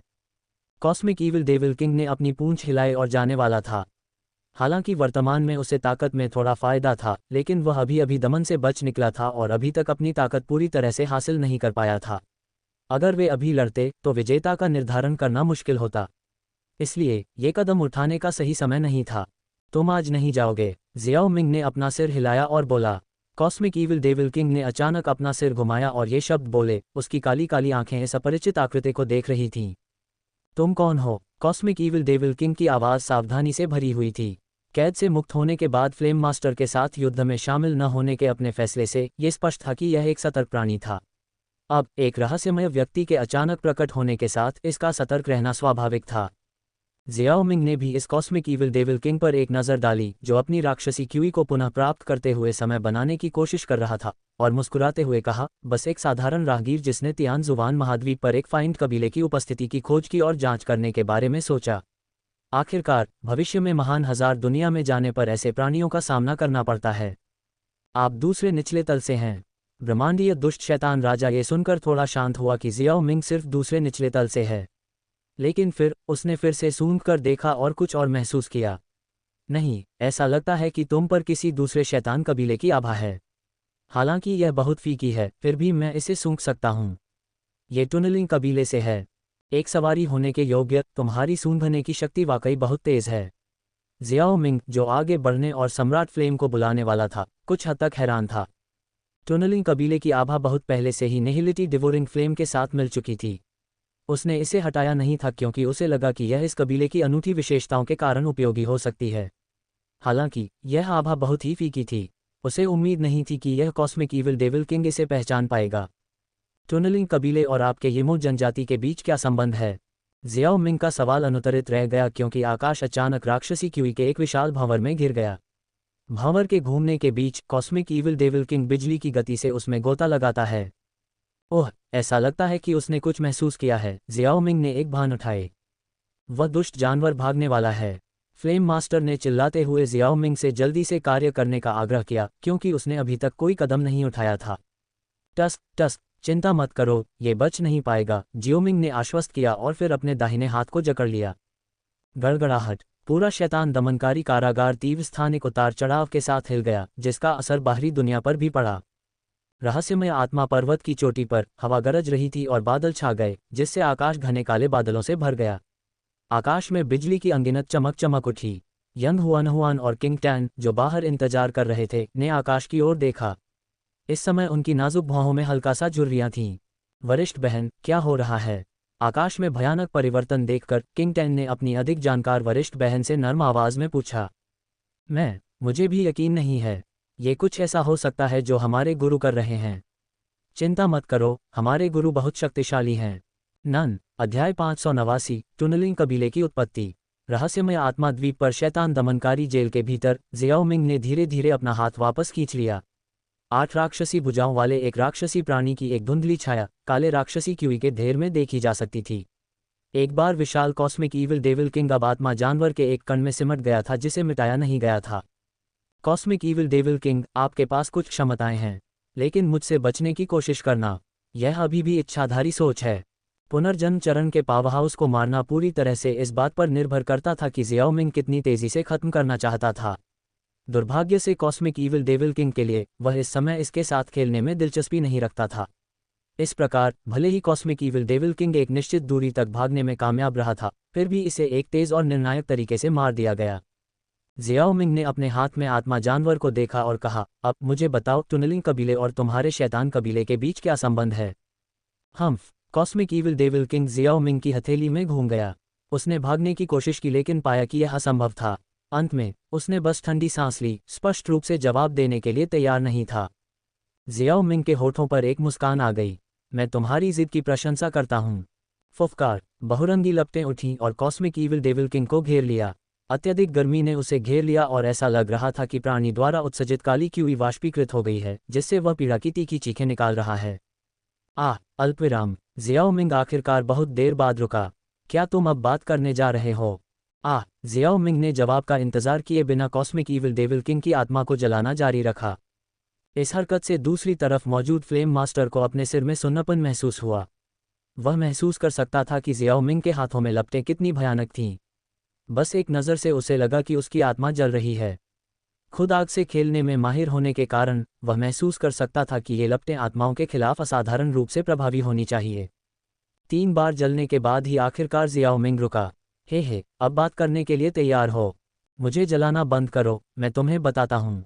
अपने विकल्पों पर विचार करने के बाद कॉस्मिक ईविल डेविल किंग ने फैसला किया कि ऐसी जानकारी के लिए यातना सहना उचित नहीं है और तुरंत कमज़ोर तरीके से जवाब दिया। टुनलिंग कबीला भी हमारी संत जाति की एक शाखा है। प्राचीन काल में वे हमारी तरह ही निचले तल पर कब्जा करने गए थे, लेकिन उसके बाद उनकी कोई खबर नहीं थी। ओह, जियाओ मिंग कुछ हैरान था। ऐसा लगता है कि टुनलिंग कबीले में आपके यिमो जनजाति जितनी मजबूत राक्षसी क्यूई नहीं है। ऐसा इसलिए है क्योंकि टुनलिंग कबीले की क्षमता कुछ खास है। वे महान हजार दुनिया के प्राणियों की रक्त रेखाओं को खा सकते हैं और उनकी नकल कर सकते हैं। इस प्रकार उनकी फी एंड आभा बहुत फीकी है। उनके कबीले की ताकत भी हमारी तुलना में बहुत अधिक मजबूत है। कॉस्मिक ईविल डेविल किंग ने कमज़ोर तरीके से जवाब दिया। मैं समझ गया। जियाओ मिंग ने समझ में सिर हिलाया। तुमने जिस टुनलिंग कबीले का जिक्र किया है वह भी फी एंड कबीलों का हिस्सा है। इस समय फ्लेम मास्टर थोड़ा उत्सुक था। ऐसा होना चाहिए, लेकिन वह कबीला मेरे विमान में पहले ही नष्ट हो चुका है, जियाओ मिंग ने मुस्कुराते हुए जवाब दिया। फिर उसने अपने हाथ की एक लहर से कॉस्मिक ईविल डेविल किंग को दूर कर दिया। मैं इस आदमी को अपने साथ ले जा रहा हूँ। तुम जाना चाहते हो या रहना चाहते हो, ये तुम पर निर्भर है। रुको, फ्लेम मास्टर ने पुकारा जब जियाओ मिंग जाने वाला था। तुम पर आइस मास्टर की आभा है। वह कहाँ है? जियाओ मिंग ने फ्लेम मास्टर को देखा और धीरे से कहा, आइस मास्टर को अब यंग हुआन कहा जाता है। वह मेरी शिष्या है और अब बाहर इंतजार कर रही है। कुछ भी मजाकिया कोशिश मत करो, अन्यथा तुम्हें इसके परिणाम भुगतने होंगे। वह ये नहीं भूला था कि मूल कहानी में ये फ्लेम मास्टर ही था जिसने परेशानी पैदा की थी, जिसके कारण एक समय ऐसा आया जब यंग हुआन की आइस मास्टर शक्ति नियंत्रण से बाहर हो गई थी। बोलने के बाद वह महान विनाश की गोली के साथ शैतान दमन जेल से गायब हो गया। कुछ ही समय बाद जियोमिंग रहस्यमय आत्मा पर्वत के शिखर पर फिर से प्रकट हुआ। यंग हुआन और किंग टैन जल्दी से उसका अभिवादन करने के लिए आगे बढ़े। जियाओ मिंग ने पास आ रही सुंदर आकृतियों की ओर सिर हिलाया और अपने हाथ की एक लहर के साथ उसने उन्हें कुछ जेड बोतलें फेंक दीं। ये कोर स्पिरिचुअल बर्थ सीरम रख लो। कोर स्पिरिचुअल बर्थ सीरम वह चीज़ थी जो उसने पहले झील के तल पर प्राप्त की थी। मास्टर, क्या ये हमारे लिए थोड़ा ज्यादा खर्चीला नहीं है? यंग हुआन ने बोतल पकड़ी और अंदर जैद हरे रंग के तरल को देखकर आश्चर्यचकित हो गया। क्या ये वास्तव में ऐसा कुछ था जिसे उनके जैसे युआन डैनचरण के अभ्यासी इस्तेमाल कर सकते थे? किंग टैन को भी थोड़ा असहज महसूस हुआ जब उसने कहा, क्या हम ऐसी चीज़ के लायक हैं, मास्टर? हम आपकी ज़्यादा मदद नहीं कर पाए हैं। उनके मास्टर उनके साथ बहुत उदार लग रहे थे, फिर भी वास्तव में वे उनके लिए ज़्यादा मददगार नहीं लग रहे थे। ये छोटा सा तरल आपके मास्टर के लिए कुछ भी नहीं है। जियाओ मिंग थोड़ा हंसा। उसने अपने लोगों, खासकर अपने शिष्यों के लिए संसाधनों पर कभी कंजूसी नहीं की। वह साधना में संसाधनों के महत्व को समझता था। जब मेरे गुरु मेरा मार्गदर्शन कर रहे थे तो उन्होंने मुझे भरपूर संसाधन उपलब्ध कराने का भी हर संभव प्रयास किया। अगर उस समय मेरे गुरु का समर्थन न होता तो मैं इतनी जल्दी प्रगति नहीं कर पाती। किंग टैन की ठुड्डी पर हल्के से चुटकी लेते हुए जियाओ मिंग मुस्कुराए, बस इन बातों को स्वीकार करो। तुम दोनों के मजबूत व्यक्तित्व बनने के बाद तुम अपने गुरु की मदद करने के बारे में सोच सकते हो। हे, चुटकी मत लो, ये गुदगुदी है। धन्यवाद गुरु। किंग टैन ने खिलखिलाकर हंसी और जियाओ मिंग के चिढ़ाने वाले पंजों को चंचल तरीके से चकमा दिया। अपने गुरु को ये कहते हुए सुनकर उसे भरोसा हुआ, भविष्य में वह निश्चित रूप से उनके साथ लड़ेगी। बोतलें रखने के बाद यंग हुआन ने अचानक पास में खड़े एक लंबे, सुंदर आदमी को देखा। उसने सुनहरे रंग का लबादा पहना हुआ था, उसके बाल लाल थे और उसका चेहरा गर्मजोशी और सौम्यता से भरा हुआ था। उस आदमी की गहरी आंखों में अचानक कोमलता का एक संकेत दिखाई दिया। फिर वह थोड़ा मुस्कुराया और धीरे से बोला, जूनियर सिस्टर। यंग हुआन के शरीर में ठंडक दौड़ गई क्योंकि वह इस आदमी के उसे घूरने के तरीके से कुछ असहज महसूस कर रही थी। वह कुछ कदम पीछे हट गई और उसे थोड़ा सा भौहें सिकुड़ते हुए देखा। आप कौन हैं? मुझे याद नहीं है कि मास्टर के पास कोई पुरुष शिष्य था। मैं यहाँ की सीनियर सिस्टर हूँ। फ्लेम मास्टर कुछ देर के लिए स्तब्ध रह गया। हालांकि उसने जल्दी से अपना संयम वापस पा लिया और हंसते हुए बोला, तो छोटी जूनियर बहन अभी तक पूरी तरह से ठीक नहीं हुई है। थोड़ी देर रुकने के बाद उसने कहा, मैं फ्लेम मास्टर हूँ। फ्लेम मास्टर, महान 8 प्राचीन मास्टर्स में से एक, लेकिन इसका मुझसे क्या लेना देना है? यंग हुआन ये नाम सुनकर चौंक गई। उसने अपनी सुंदर आंखों से उस पर एक नज़र डाली और फिर 2 कदम पीछे हटकर जियाओ मिंग के पीछे छिप गई। अंत में उसने अपना सिर हिलाया और कहा, मेरे मास्टर यहाँ हैं। बेहतर होगा कि तुम बकवास न करो, नहीं तो मैं उनसे तुम्हें पीटने के लिए कहूंगी। यंग हुआन के शब्दों से फ्लेम मास्टर हैरान रह गया। उसने जियाओ मिंग की ओर देखा और उसकी सख्त निगाहों को देखा। जियाओ मिंग के पिछले शब्दों और कॉस्मिक ईविल डेविल किंग के साथ उसके व्यवहार को याद करते हुए वह खुद को डरा हुआ महसूस करने से नहीं रोक सका। मैं जिद नहीं करूंगा क्योंकि तुम ऐसा कह रहे हो। ठीक है, अब और कुछ नहीं कहना है। हमें अब चले जाना चाहिए और हमारे पीछे मत आना, जियाओ मिंग ने बीच में ही कहा जब उसने देखा कि यंग हुआन को फ्लेम मास्टर से कितनी नफरत है। वरिष्ठ, मेरी इच्छा है। फ्लेम मास्टर ने समूह के साथ रहने की अपनी इच्छा व्यक्त करना शुरू किया, लेकिन इससे पहले कि वह अपनी बात पूरी कर पाता, तीनों पहले ही बिना किसी निशान के गायब हो चुके थे। फ्लेम मास्टर ने खाली रात के आसमान को देखा और बहुत देर तक चुपचाप खड़ा रहा। एक हल्की आह भरने के बाद वह भी दृश्य से गायब हो गया। ... स्काई मचेन क्षेत्र, यह अराजक दानव सागर के भीतर एक अपेक्षाकृत असामान्य स्थान था। यह न केवल इसलिए अलग था क्योंकि यह कई समुद्री क्षेत्रों के लिए एक कनेक्टिंग पॉइंट के रूप में कार्य करता था, बल्कि इसकी सीमाओं के भीतर एकत्रित दुर्लभ खजानों की आश्चर्यजनक प्रचुरता के कारण भी। नतीजतन अराजक दानव सागर के भीतर स्काई मर्चेंट क्षेत्र की प्रसिद्धि ने स्वर पवन सागर क्षेत्र की प्रसिद्धि को भी ग्रहण कर लिया। स्काई मर्चेंट क्षेत्र 1000 से ज्यादा द्वीपों से बना था और इसे व्यावहारिक रूप से समुद्र पर एक महाद्वीप कहा जा सकता है। हालांकि जटिल भूभाग इस जगह को जटिल बनाने का सिर्फ एक हिस्सा था। क्षेत्र के भीतर विभिन्न गुटों के बीच बातचीत और संघर्ष को सबसे अच्छे ढंग से उथल-पुथल और अराजकता के रूप में वर्णित किया जा सकता है। स्काई मर्चेंट क्षेत्र के केंद्र में स्काई मर्चेंट सिटी था, जो इस विशाल क्षेत्र का केंद्रीय केंद्र था। Sky merchant city. Xiao Ming अपने 2 शिष्यों के साथ धीरे धीरे आकाश से स्काई मर्चेंट सिटी की ओर उतरे। उनके आसपास का क्षेत्र गतिविधि से भरा हुआ था और प्रकाश की अनगिनत धारियां आकाश को पार कर रही थीं, जो रोशनी का एक जटिल नेटवर्क बना रही थीं। कितना जीवंत! किंग टैन की बड़ी स्पष्ट आंखें बेहद जीवंत स्काई मर्चेंट क्षेत्र को देख रही थीं। उसका छोटा चेहरा उत्साह और नवीनता की भावनाओं से भरा हुआ था। अध्याय 590 म्यूलिंग शान। वाकई, ये बहुत जीवंत है। यंग हुआन ने भी सहमति में सिर हिलाया। उसकी आंखों में आश्चर्य की झलक दिख रही थी। हालांकि वह दाओ संप्रदाय में पैदा हुई थी, फिर भी वह छोटी थी और उसने शायद ही कभी ऐसी चहल पहल वाली सभाएं देखी हों। चलो सीधे स्काई मर्चेंट सिटी चलते हैं। स्काई मर्चेंट क्षेत्र का मुख्य शहर। वहां वार्षिक स्काई मर्चेंट नीलामी आयोजित की जा रही है। तुम दोनों लंबे समय से लगन से अभ्यास कर रहे हो, इसलिए थोड़ा आराम करने का यह अच्छा मौका है, जियाओ मिंग ने मुस्कुराते हुए कहा। वाह! ये सुनकर दोनों लड़कियां जोर से चिल्लाईं। जाहिर है, उन्होंने वाकई बहुत सी कठिनाइयों को झेला था। स्काई मर्चेंट क्षेत्र बहुत बड़ा था, लेकिन जियाओ मिंग की गति से वे जल्दी ही क्षेत्र के केंद्र में पहुंच गए। वहां एक विशाल शहर जो लगभग एक पूरे द्वीप पर कब्जा कर रहा था, उनके सामने दिखाई दिया। एक फीकी पीली रोशनी की बाधा शहर को ढंक रही थी। जियाओ मिंग प्रकाश अवरोध से एक भयानक उतार चढ़ाव को पहचान सकता था। यह उतार चढ़ाव दाओ संप्रदाय के महान संप्रदाय की रक्षा करने वाले गठन से कमजोर नहीं था। आसमान में प्रकाश अवरोध सामान्य परिस्थितियों में लोगों को पीछे नहीं हटाता था। इसलिए जियाओ मिंग तिकड़ी ने कुछ अन्य लोगों का अनुसरण किया और सीधे उसमें प्रवेश किया। अंदर जाने के बाद उनकी नज़रें तब तक इधर उधर घूमती रहीं जब तक कि वे शहर के बीच में एक जगह पर नहीं पहुंच गए। वहां 3000 मीटर बड़ी काली इमारत खड़ी थी जो सीधे बादलों में जा रही थी। उससे एक विशाल और शक्तिशाली आभा निकल रही थी। स्काई मर्चेंट सिटी के अधिपति स्काई मर्चेंट कोर्ट के अलावा और किस गुट में इतनी बड़ी और बेहतरीन इमारत बनाने की योग्यता होगी? जियाओ मिंग और उसके 2 शिष्य तुरंत स्काई मर्चेंट कोर्ट में नहीं घुसे, न ही वे ठहरने के लिए जगह ढूंढने के लिए दौड़े। इसके बजाय वे कुछ समय के लिए स्काई मर्चेंट सिटी में घूमते रहे, जिससे लड़की की हलचल में शामिल होने की इच्छा पूरी हो गई। एक बार जब वे जीवंत माहौल से तृप्त हो गए, तो उन्हें आखिरकार शहर में बसने के लिए एक सराय मिल गई। जैसे ही शाम ढली, एक अर्धचंद्राकार चांद आसमान में लटका हुआ था, जिससे एक ठंडी चांदनी पड़ रही थी, जिससे स्काई मर्चेंट सिटी के बाहर का पूरा समुद्र सतह मछली के तराजू की तरह चमक रहा था, जिससे दृश्य में एक असाधारण सुंदरता जुड़ गई। जियाओ मिंग खिड़की के पास खड़ा था, चेहरे पर एक चिंतनशील भाव के साथ दूर तक देख रहा था। अपने मन में वह आयाम भ्रूण के अधिग्रहण के लिए अपनी रणनीति तैयार कर रहा था। एक बाहरी व्यक्ति के रूप में उसकी स्थिति को देखते हुए पारंपरिक साधनों का उपयोग करने से वह केवल दूसरा प्रतीक पूर्वज ही बन सकता था। वास्तव में आयाम भ्रूण को प्राप्त करने के लिए उसे असाधारण उपायों का सहारा लेना पड़ा। इसका मतलब था प्लेन स्पिरिट को एक नश्वर खतरा महसूस कराना, जिससे आयाम भ्रूण उसके सामने प्रकट हो, एकमात्र पूर्वज स्तर की शक्ति जो संभावित रूप से तियानजुआन महाद्वीप को बचा सकती थी। उस समय चाहे प्लेन स्पिरिट उसका शोषण करना चाहती हो या वास्तव में उसे आयाम भ्रूण देना चाहती हो, उसके पास अभी भी पैंतरेबाजी करने की जगह होगी।